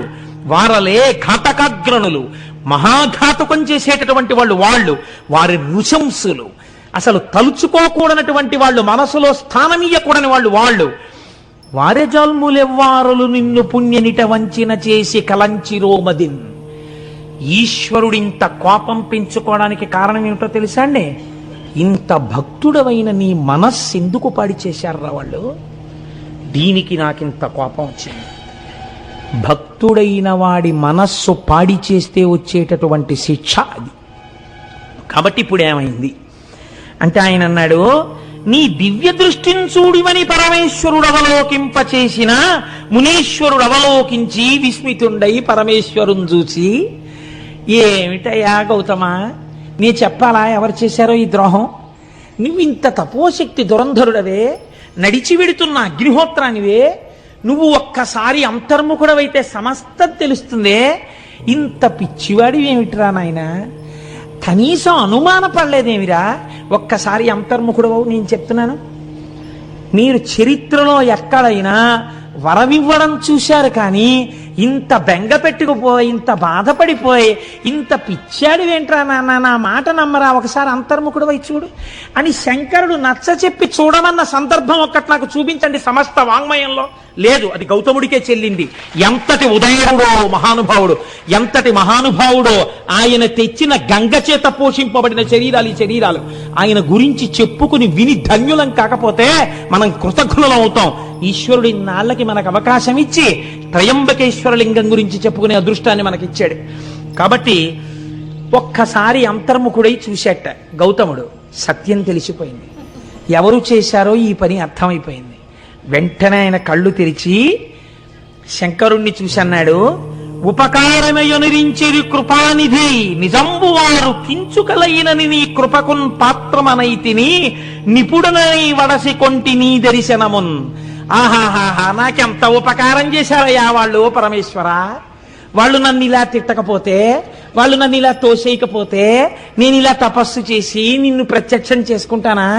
నిన్ను చూడాలి, నా పాపం పోవాలని ఎంత కఠోరంగా తపస్సు చేశాను, ఎంత మనస్సు పెట్టి తపస్సు చేశాను. అవతల వాడిలో చెడు చూడడం మంచివాడికి చేత కాదురా. కుక్క ఆవు కాదు, ఆవు కుక్క కాదు చెప్పాడు కదా విఘ్నేశ్వరుడు. కాబట్టి మహానుభావులు నాకు ఎంత ఉపకారం చేశారండి, వాళ్ళ వల్ల కదా మీ దర్శనమైంది. వాళ్ళంతా ఉపకారం చేస్తే వాళ్ళని నేను ఏమని నిందించను, నేను వాళ్ళకి రుణపడిపోయాను పరమేశ్వర అన్నాడు. లోకమునందు లోకేశ్వరుణ్ణి చూడడం తప్ప అవతల వాడిని తప్పు పట్టడం చేత కాని గౌతముడు తెచ్చిన గంగ తాగి బతికిన జీవితాలు బురద జల్లుకునే స్థాయిలో తెల్లవారులేస్తే పేపర్ల నిండావే ఎంత కృతజ్ఞపు కుచ్చిత కుళ్ళు బతుకులై కూర్చున్నాయండి మనవి. ఎంత సిగ్గుపడాలి నిజంగా మనం. గౌతముడు ఎంత పరివేదన చెందుతాడు. ఒక్క చోట గౌతమ మునికి విగ్రహం లేదా, ఒక్క చోట గౌతముడి గురించి చెప్పేవాడు లేడా, ఒక్క చోట గౌతముడికి ఆరాధన లేదా, ఇంతటి మహానుభావుడని చెప్పి ఆయన పేరు మీద ఉత్సవం లేదా, పనికి మాలిన వాళ్ళందరికీ ఉత్సవాలా? ఎంత కృతజ్ఞతతో ఉంది లోకం ఇవ్వాల. ఆయన ఇచ్చిన నీళ్లు తాగా మునుల్నెందుకు అనాలి? మనము వాళ్ళు ఒకటి కాదా? కాబట్టి ఇప్పుడు ఈ మాట చెప్పి ఆయన అన్నాడు, అయినా కూడా అని ఆనందించి చొక్కియున్నంత వరంబిచ్చదా కోరుకొనమనుడు. ఏమిటో నీ ఇంత మంచితనం ఏమిటో. సరే అయిందేదో అయిపోయింది, పాపం తీసేయి అన్నావు, తీయడానికి నీకు పాపం లేదు. వచ్చిన వాడిని ఉట్టినే వెళ్ళిపోతానా? ఏదైనా వరం కోరుకో, వరం ఇస్తానన్నాడు. చిత్రం ఏమిటో తెలుసా అండి, ఆయనకి ఏది గుర్తొచ్చిందో తెలుసా? వరుణుడు జలం ఇవ్వనన్నాడు, మునులు నువ్వు గంగని తీసుకురా అన్నారు. పోనిలే, వాళ్ళు చెప్పిన మాట ఇంకా వింటున్నాడు. ఎంత పెద్దరికం ఇచ్చాడో చూడండి. ఇప్పుడు వాళ్ళు చెప్పిన మాట మనం అడిగితే శివుడు కోపడతాడేమో, ఇంకా నీకేం బుర్రలేదా, వాళ్ళు చెప్పిన మాటలే అడుగుతున్నావు, సర్వజ్ఞుడు కదా అని అనుకోలేదు. మహానుభావం. నిజమైన కృతజ్ఞత అంటే ఇది. నన్ను వాళ్ళు పంపించబట్టి మీ దర్శనమైందండి లొల్లి మాట్లాడటం లేదు. నిజంగా వాళ్ళు ఎంత పుణ్యాత్ములో, ఎంత ఉపకారం చేశారో నేను వాళ్ళ చెప్పిన మాటలే గట్టిగా పట్టుకోవాలనుకుంటున్నాడు. అంటే పైకి ఒక మాట, లోపల ఒక భావన కాదు. నిజంగా లోకంలో అవతల వాడి యందు దుష్టత్వం చూడడం చేత కానివాడు, కాబట్టి ఇప్పుడు ఆయన ఏమడిగాడో తెలుసా అండి ఆయన్ని? అయ్యా, మీరు నిజంగా నన్ను కానీ అనుగ్రహించాలనుకుంటే ఒక్కసారి మీ జటాజూటంలో ఉన్న గంగని విడిచిపెట్టండి, నేను ఆంధ్రదేశానికి తీసుకెడతానన్నాడు. అనగానేట గభాలన గంగ పైనుంచి కిందకి దూకిందిట స్త్రీ రూపంలో. తల్లి తెల్లటి వస్త్రాలతో నిలబడేటప్పటికీ ఇవన్నీ గౌతముడు కోరుకున్నవి కావు. గంగా దర్శనం అయింది ఆయనకి. వెంటనే 2 చేతులు ముకిలించన్నట్ట, తల్లిలో ధన్యపు పుణ్యపు ముల్లోకములకు శుద్ధి ఒనరించదవు ఉత్పుల్లాబ్జలోచన, నన్ను చల్లగా నిర్మలుని చేయు శంకరు రాణి, ఓ శంకరుడి రాణి. అమ్మా, పుల్లాబ్జలోచన, తామరపూల వంటి కనులున్నదానా, తల్లి లోకాలన్నింటినీ రక్షించేదానా, పాపాలు కడిగేదానా, నన్ను నిర్మలుణ్ణి చెయ్యమ్మా అన్నాడు ఆయన.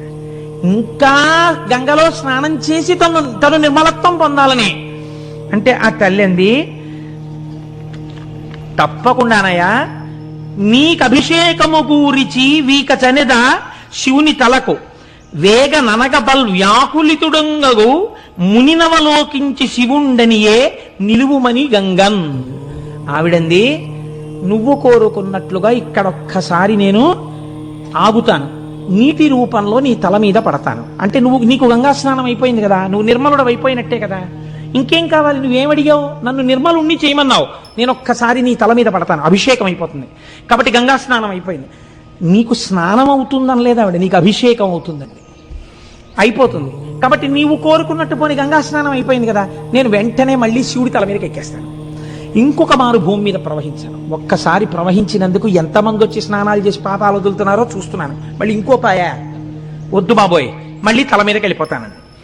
అంటే ఆయన అన్నాడు, అమ్మా నేను అది కాదు కదమ్మా అడిగింది, లోకానికి అంతటికీ సుభిక్షం కావాలమ్మా, నువ్వు ప్రవహించాలని కదా తల్లి నేను కోరింది అన్నాడు. అంటే ఆవిడంది అటు ఇటు చూసి, ఈ మాట వినేటట్టు లేడు, ఈయనకి వరం ఇచ్చినవాడు మా శంకరుడేమో భోళాశంకరుడు, ఈయనేమో కుదరదంటాడు ఎలాగోనని, ఈయన కుదరదు గంగా నువ్వు ప్రవహించనే లోపల మనమేమో నియమం పెట్టేస్తే గొడవ వదిలిపోతుందని శంకరుడి వంక చూసింది. ఏమండి, ఆయన తప్పకుండా ప్రవహించమంటున్నాడు, నేను ప్రవహిస్తాను, మీరు లింగ రూపంలో ఇక్కడ వెలియండి, మీరు ఇక్కడ లింగ రూపంలో ఉండండి, నేను ఇక్కడి నుంచి ప్రవహిస్తాను, ప్రవహించి వెడతాను. 33 కోట్ల మంది దేవతలు కూడా నా ప్రవాహం ఎటు వెడుతుందో అటు ఉండాలి. అంటే ఆయన అన్నాడు, తప్పకుండా అలాగే ఉంటాను గంగా అన్నాడు. ఆయన ఎంత భక్తవ శంకరుడో ఆయన చూడండి, తప్పకుండా ఉంటాను లింగ రూపంలో ఉన్నాడు. దేవతలందరూ పరుగు పరుగునొచ్చి మన్ని కూడా ఉండమంటాడో ఏమిటో, భీమహ నిన్ననే కదా విన్నాం, ఆయన శాసనం కాదనకూడదు. వాళ్ళు వచ్చి అన్నారు, అమ్మ అమ్మ అమ్మ అమ్మ మాకు మాత్రం ఒక ఎగ్జంప్షన్ ఇయ్యమ్మా, ఏడాదికి ఓ రోజు వచ్చి ఇక్కడ కూర్చుంటాం, 2 పుష్కరాలు వచ్చినప్పుడు ఏడాది అంతా ఉంటాం, 365 రోజులు ఇక్కడే కూర్చుని ఉండమని మాత్రం నియమం పెట్టకమ్మా, మమ్మల్ని వదిలే, అందరి బదులు మహానుభావుడు పరబ్రహ్మం పరమశివుడు ఉంటున్నాడు కదా తల్లి లింగ రూపంలో, మమ్మల్ని వదిలేయమ్మా అన్నారు. సరే, పుష్కరాల్లో వచ్చి ఏడాది ఉండండి, సంవత్సరానికి ఓ రోజు వచ్చి ఈ తటంలో కూర్చోండి, అలాగే కూర్చుంటా ఉన్నారు. అన్న తర్వాత ఇప్పుడు ఆ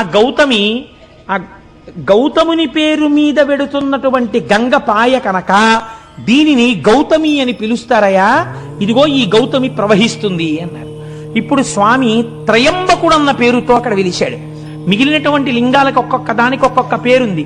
ఇక్కడ వెలిసినటువంటి శివలింగానికి త్రయంబక లింగము అని పేరు. అలా ఎందుకంటారో తెలుసా అండి? ఇది పరమశివుని యొక్క అపారమైన కారుణ్యాన్ని, ఆయన సౌలభ్యాన్ని తెలియచేస్తుంది. అప్పై దీక్షితులు వారని మనకి ఒక మహాపండితుడు ఒక ఆయన ఉన్నారు. వారు ఎంతగా శివోపాసన చేశారో అటువంటి వారికి ఒకానొకప్పుడు ఒక ఆలోచన వచ్చింది. అసలు నిజంగా నా మనస్సు శివుణ్ణి పట్టుకున్నది నిజమైతే ఎలా తెలియాలి? నిద్రపోతున్నప్పుడు కూడా శివుణ్ణే తలుచుకుంటూ ఉండాలి, కానీ నిద్రపోతున్నప్పుడు నేను అలా తలుచుకున్నానో లేదో నాకు తెలియదే. రెండోది ఏమిటి? నాకు పిచ్చెక్కితే నేను శివుడి గురించే మాట్లాడుతూ ఉండాలి పిచ్చిలో. అప్పుడు మిగిలిన వాళ్ళు వింటారు నాకు పిచ్చెక్కిన.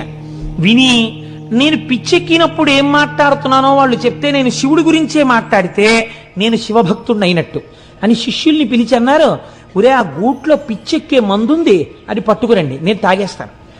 నాకు ఒక 2 గంటల పాటు ఆ పిచ్చిలో నన్ను ఉండనివ్వండి, నేను ఈ పిచ్చిలో ఉన్నప్పుడు ఏం మాట్లాడుతుంటానో మీరు రాయండి జాగ్రత్తగా కిటికీ దగ్గర కూర్చుని. ఓ 2 గంటలు అయిపోయిన తర్వాత లోపలికి రండి, ఇదిగో అటువైపు కిటికీలో ఇంకో మందు ఉంది, అది పోసేయండి నా నోట్లో, నా పిచ్చి తగ్గిపోతుంది. తగ్గిపోయిన తర్వాత నేను పిచ్చిలో ఏం మాట్లాడానో నాకు చూపించండి రా అన్నారు. దీన్నే పిచ్చెక్కినప్పుడు అప్పయ్య దీక్షితుల వారు చేసినటువంటి స్తోత్రాల్ని ఉన్మత్త పంచశతి అని పిలుస్తారు.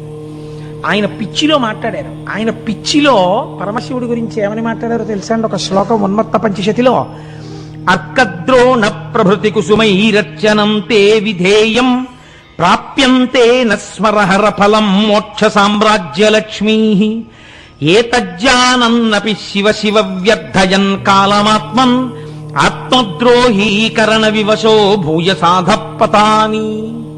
ఆ ఉన్మత్త పంచశతిలోంచి ఒక శ్లోకం ఇది. ఆయన అన్నారు, ఈశ్వర, ప్రపంచంలో ఎవడైనా చాలా గొప్ప కోరిక తీర్చాలి అని అనుకుంటే దానికి తగిన పూజ అడుగుతాడు. నువ్వేమడిగావు? జిల్లేడు పువ్వులతో పూజ అడిగావు. ఎవరైనా జిల్లేడు పువ్వులు కోసుకుంటుంటే మీరు ఎందుకండి జిల్లేడు పువ్వులు కోసేస్తున్నారని ఎవరు అడగరు. ఆ పనికి మాలిన అన్ని ప్రదేశాల్లోనూ జిల్లేడు ఉంటుంది కాబట్టి లోకమంతా విడిచిపెట్టేసినటువంటి చెట్టు యొక్క పూలు నీకు కావాలి. రెండోది ద్రోణి, అర్క ద్రోణ, ద్రోణ పుష్పం అంటే తుమ్మి పువ్వు. రెండోది నీకు తుమ్మి పువ్వు కావాలి. ఈ రెండు ఎవ్వరూ అడగరు, ఎవ్వరూ కొయ్యరు, ఎవరూ దండలు కట్టరు, ఎవరూ సిగలో పెట్టుకోరు. అది ఇంతంత బంతుల్లో ఉంటుంది. ఆ బంతుల్లోంచి ఇంతంత పువ్వు బయటికి వస్తుంది, ఇంతే ఉంటుంది. శ్రీకాళహస్తిలో బయట అమ్ముతుంటారు ఈ తుమ్మి పూలు. కాబట్టి నీకు ఈ తుమ్మి పూలు వేస్తే చాలు, ఈ జిల్లేడు పూలు వేస్తే చాలు. ప్రపంచంలో ఎవ్వరూ కోరుకోనివి, ఒకవేళ ఎవరైనా వచ్చి కోసుకుంటున్నా అదేంటబ్బాయి అలా కోసేస్తున్నావు అని అననివి, ఇంత చౌకబారుగా దొరికేవి ఈ రెండింటినీ నువ్వు పుచ్చుకుని ప్రాప్యంతే నస్మరహర ఫలం మోక్ష సామ్రాజ్య లక్ష్మీ. ఏమిస్తావు? ఓ రూపాయో పావలో ఇవ్వడం కాదు, ఒక్క తుమ్మి పువ్వు వేస్తే, ఒక్క జిల్లేడు పువ్వు వేస్తే మోక్షం ఇచ్చేస్తావు. మోక్ష సామ్రాజ్య లక్ష్మీ ఏతజ్జానన్నపి శివ శివ వ్యర్థయన్ కాలమాత్మన్. ఇంత అనుగ్రహ ప్రదాతవై నువ్వుంటే ఒక్క జిల్లేడు పువ్వు, ఒక్క తుమ్మి పువ్వు తెచ్చి నీ పాదాల మీదేసి శివా శివా అని నేను అనను. నేనేం చేస్తుంటాను? మిగిలిన పనికిమాలిన పనులన్నీ చేస్తుంటాను. ఈ 2 పనులు చేసినట్టుగా నాకు కనపడదు. శివ శివ అనను, ఈ 2 పువ్వులతో నీకు పూజ చెయ్యను.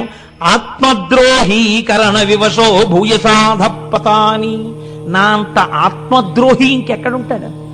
ఇంత సులభుడు నువ్వు, ఆ పని కూడా చెయ్యలేని ఆత్మద్రోహిని నేను, నాకు నేను ద్రోహం చేసుకుంటున్నాడు పూజ చెయ్యకుండా అని మహానుభావుడు అప్పయ్య దీక్షితుల వారు ఉన్మత్త పంచశతిలో మాట్లాడతారు. పిచ్చి తగ్గిపోయిన తర్వాత శిష్యుల శ్లోకాలు చదివితే పర్వాలేదైతే నా మనస్సు శివుణ్ణి పట్టుకుందన్నారు ఆయన.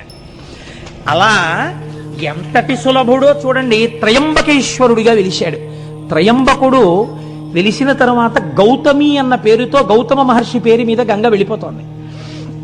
వెళ్ళిపోతుంటే అక్కడ ఉన్నటువంటి మునులు, ఇప్పటి వరకు ఏ మునులైతే గౌతమ మహర్షిని పో అని తరిమేశారో వీళ్ళందరూ ఒరే శివుడి జటాజూటంలోంచి గంగ కింద పడిందిట మళ్ళీని, కాబట్టి గబగబా వెళ్ళి మనందరం స్నానం చేద్దాం రండని మళ్ళీ గబగబా వచ్చేసారు. ఉత్తరీయాలు కట్టేసుకున్నారు, మళ్ళీ గబగబా మంత్రాలు చెప్పేసుకుంటున్నారు, స్నాన మంత్రాలు.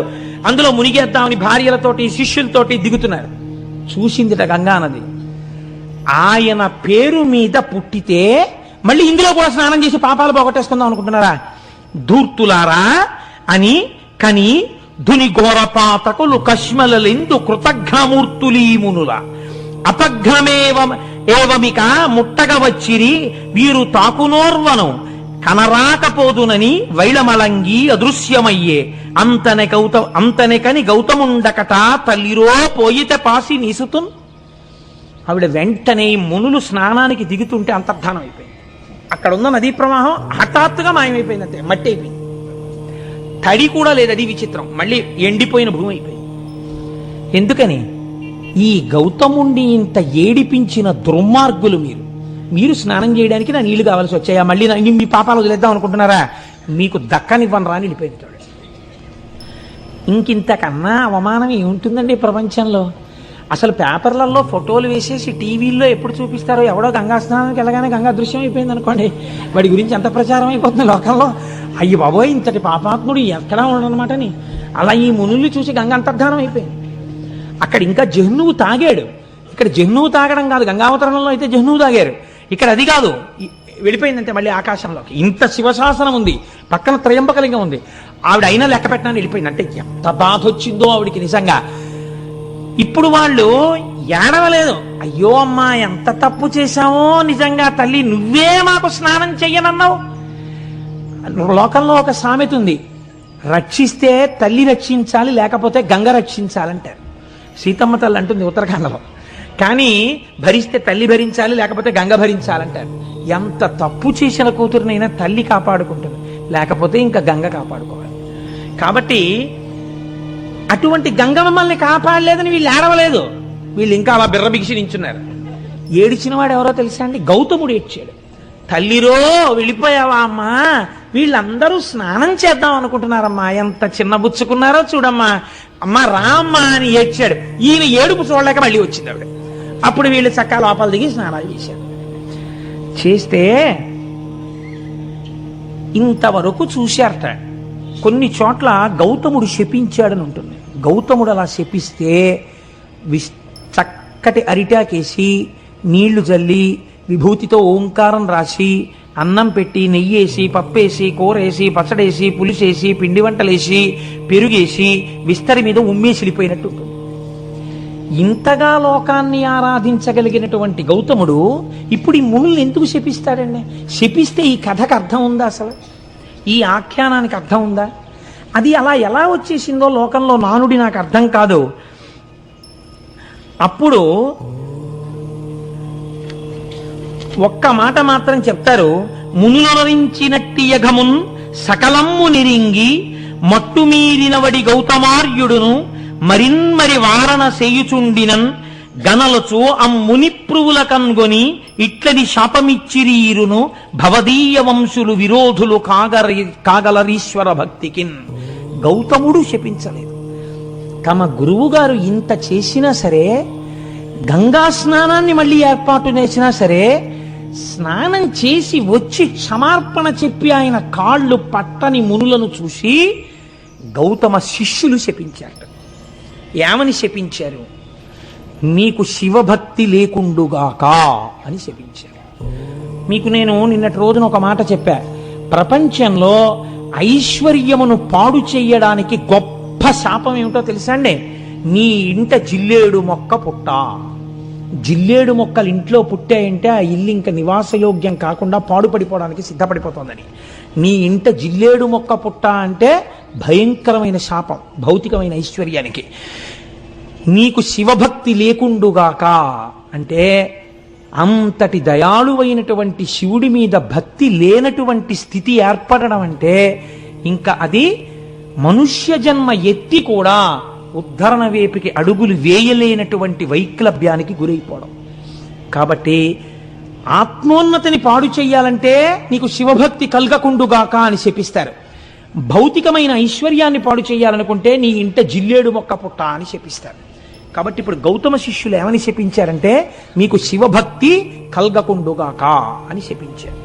వాళ్ళ నాటి నుంచి జడులై తమ జీవితాల్ని పాడు చేసుకుని తిరిగారు.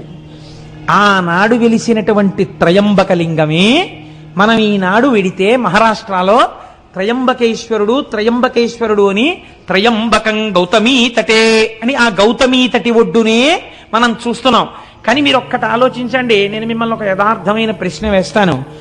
నిజంగా మనం త్రయంబకేశ్వరుడి గుడిలోకి వెళ్ళినా, గోదావరి ఒడ్డున నించున్నా, ఇంత కష్టపడి ప్రయాణం చేసి కాటేసి తీసుకుని స్నానం చేసి గుళ్ళోకి వెళ్ళి పెద్ద క్యూలో నించుని తీరా అక్కడికి వెళ్ళేటప్పటికి జరుగని ఏదో దర్శనం చేసుకుని సంతోషంతో బయటికి వచ్చి గోదావరి ఒడ్డున నించున్నా, మీరు గౌతముడి గురించి ఇంత ప్రశాంతంగా ఇంత ఆనందంగా మీ మనస్సులు నిలబడతాయా?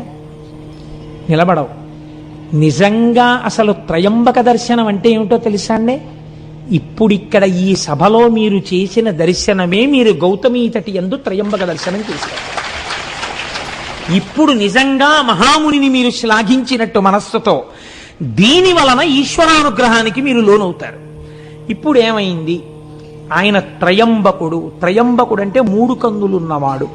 3 కన్నులున్నవాడు సమస్త దేవతా స్వరూపముల యందు మహాదేవుడు ఒక్కడే. మనకి ఓం త్రయంబకం యజామహే సుగంధిం పుష్టివర్ధనం ఉర్వారుకమివ బంధనాన్ మృత్యోర్ముక్షీయమామృతాత్ అని మృత్యుంజయ మహామంత్రం. 3 కన్నులు ఉండడం అంటే మీరు ఒకటి బాగా జ్ఞాపకం పెట్టుకోండి. కాలహర కామహర ఈ 2 దాని యందు ఉన్నాయని. మనం పుట్టడానికి కారణమేమి? తల్లిదండ్రుల యొక్క కామము మన యొక్క జననమునకు హేతువు. మళ్ళీ మన శరీరం పడిపోవడానికి కారణమేమి? కాలము కారణము. కొంతకాలం వచ్చిన తర్వాత డేట్ ఆఫ్ డెత్ ఉంది కదండి. కాలము వలన పడిపోతారు, కామము వలన మళ్ళీ ఉపాధి తీసుకుంటారు. కామమును కాలమును రెండింటినీ హరించగలిగిన వాడంటే మీకు మళ్ళీ ఇంకొకసారి అమ్మ కడుపులో పుట్టవలసిన అవసరము లేకుండా చెయ్యగలిగిన వాడు, వాడు 3 కన్నులు ఉన్నవాడు. అందుకే మనం త్రయంబకలింగాన్ని శివలింగాన్ని ఆరాధన చేస్తే ఒక మాట చెప్తాం. త్రిదళం త్రిగుణాకారం త్రినేత్రం త్రియాయుషం అంటాం. త్రియాయుషం అంటే ఏమిటో తెలుసా అండి? 3 ఆయుర్దాయములను చూసేటట్టు చేస్తాడు. ఈ మాట చెప్పి మారేడు దళం వేస్తే త్రిజన్మ పాప సంహారం ఏకబిల్వం శివార్పణం అంటాం. ఇది త్రియాయుషం అంటే వార్ధక్యంలో ఒక ఆయన వచ్చేసాడు అనుకోండి. వార్ధక్యంలోకి అంటే ఆయన ఏం చూసేశాడు? బాల్యము, యవ్వనము, కౌమారము 3 చూశాడా లేదా? చూస్తే కదా ఇప్పుడు వార్ధక్యంలో ఉన్నాడు. ఒక ఆయన అసలు వార్ధక్యంలోకి వెళ్ళలేదనుకోండి, వెళ్లకుండానే వెళ్ళిపోయాడంటే అర్థం ఏమిటి? ఆయన పూర్ణాయుర్దాయాన్ని పొందలేదు. 4వ ఆయుర్దాయంలో నించున్నాడంటే మిగిలిన 3 ఆయుర్దాయాల్ని చూశాడు. మిగిలిన 3 ఆయుర్దాలు చూసేటట్టుగా చేస్తాట ఒక్క మారేడు దళం శివలింగం మీద వేస్తే వాడు త్రయంబకుడు. వాడు త్రిదళం త్రిగుణాకారం. అది కూడా ఎలా చేస్తాడు? త్రిగుణాతీతుణ్ణి చేస్తట. ఆ ఆయుర్దాయము ఈశ్వరోపాసనగా మార్పిస్తట. మార్పించి ఏ పాపము మీకు అడ్డొస్తోందో ఈశ్వరుణ్ణి చేరకుండా దాన్ని తీసేస్తట. ఇదంతా దేనికి? ఒక్క మారేడు దళానికి. అంత సులభుడై ఉంటాడు. 3 కన్నులతో ఉంటాడు. ఈ 2 కన్నులు సూర్యచంద్రులు. ఇది అగ్నిహోత్రం. సూర్యచంద్రులు కాలమునకు గుర్తు. సూర్యుడు పగలుంటాడు, కాలం నడుస్తుంది. చంద్రుడు రాత్రుంటాడు, కాలం నడుస్తుంది. కాలము మిమ్మల్ని శోషింపచేసి పడగొడుతుంది. ఇది అగ్నిహోత్రము. కామాన్ని దహిస్తుంది. అందుకే మన్మధుణ్ణి దహించాడు. ఇది కామహర, ఇవి కాలహర. అంటే మళ్ళీ పుట్టవలసిన అవసరం ఉండదు, మళ్ళీ కాలములో పడిపోవలసిన అవసరం ఉండదు. అటువంటి స్థితిని మీకు ఇయ్యగలిగినటువంటి వాడు, ఇది ఇయ్యగలిగిన వాడు మీ కోరికలు తీర్చడం పెద్ద లెక్క. ఏదైనా తీర్చగలడు. కాబట్టి ఇప్పుడు గౌతమీ తటి యందు వెలిసినటువంటి త్రయంబకలింగం అంత గొప్ప లింగం. ఆ త్రయంబకుణ్ణి ఒక్కసారి చూసి ఒక్క నమస్కారం చేస్తే 3 కన్నులున్నవాడా మహాదేవా అని నమస్కరిస్తే చాలు మీకింత ఫలితాన్ని ఇచ్చేస్తాడు. ఇంతటి మహాపురుషుడై లోకమునందు ద్వంద్వభావనలు లేకుండా అంతటా ఈశ్వరుణ్ణే చూస్తూ శంభులింగ ఆరాధనా ఫలితముగా జీవితమును అలా మార్చుకుని భగవంతుణ్ణి భూమి మీదకి తీసుకొచ్చి తన విరోధుల్ని ఈశ్వరుడు తిట్టేంత కోపం ఆయనకి కల్పించి ఒక నది ప్రవహించేటట్టు చేసి ఆనాటి నుంచి ఈనాటి వరకు మన వరకు బతుకుతున్నామంటే, ఇన్ని క్షేత్రాలు వచ్చాయంటే కారకుడైన మహాపురుషుడైన గౌతముణ్ణి మనం ఇవాళ స్మరించగలిగాం. అటువంటి త్రయంబక లింగం గురించి చెప్పుకోగలిగాం. నా మోహం ఇంకొక లింగం కూడా అవడం. కాబట్టి అవకపోతే 5 అనుకుంటాను, 6 అనుకుంటాను, ఒక్క లింగం కూడా 2 1లోకి వచ్చింది. నానాటికి తీసి కట్టు నాగంబొట్టు. పోన్లేండి అన్నాళ్ళకైతే అవుతాయి. ఆయన ముందే చక్కటి వాక్కు చెప్పారు మా గోపాలకృష్ణ గారు. 365 రోజులు ఉంటుందన్నారు శివపురాణం. అలా అవుతుందో ఏమిటో నాకు. ఆయన వాక్కు సత్యవాక్కు. అందుకని మీరు ఎప్పుడో మళ్ళీ రేపు ఎప్పుడో మహానుభావ 42 రోజుల్లోనో 40 రోజుల్లోనో అయిపోతుంది అనండి మళ్ళీ ఒకసారి. కనుక అంతటి గొప్ప శివలింగ దర్శనం మనం ఇవాళ చేశాం. ఆ గౌతమీ దర్శనాన్ని చేశాం. ఆ గోదావరి నీటిని ఇంటికెళ్ళి తాగేటప్పుడు ఎంత కృతజ్ఞతాభావంతో తాగుతామండి. ఇవాళ ఇంటికెళ్ళి గ్లాసులో నీళ్లు తీయగానే ఇప్పుడు మనకి నీళ్లు కనపడవు. ఆ గౌతముడు, ఆ అహల్య వాళ్ళ కారుణ్యం కనపడుతుంది. ఇన్నాళ్లకి మనం గోదావరి నీళ్ళు అలా తాగుతున్నాం కృతజ్ఞతతో. అటువంటి బుద్ధి మనకిచ్చిన ఆ త్రయంబక లింగానికి వీరొక్కసారి కైమోడ్చి నమస్కరిస్తూ రేపటి రోజు కాశీ అద్భుతమైనటువంటి వారణాసి క్షేత్రానికి వెళ్ళి ఎన్ని వారణాసిలో చూడవలసి ఉంటుందో దాని వైభవం ఏమిటో రేపటి రోజున విజ్ఞాపన చేస్తాను.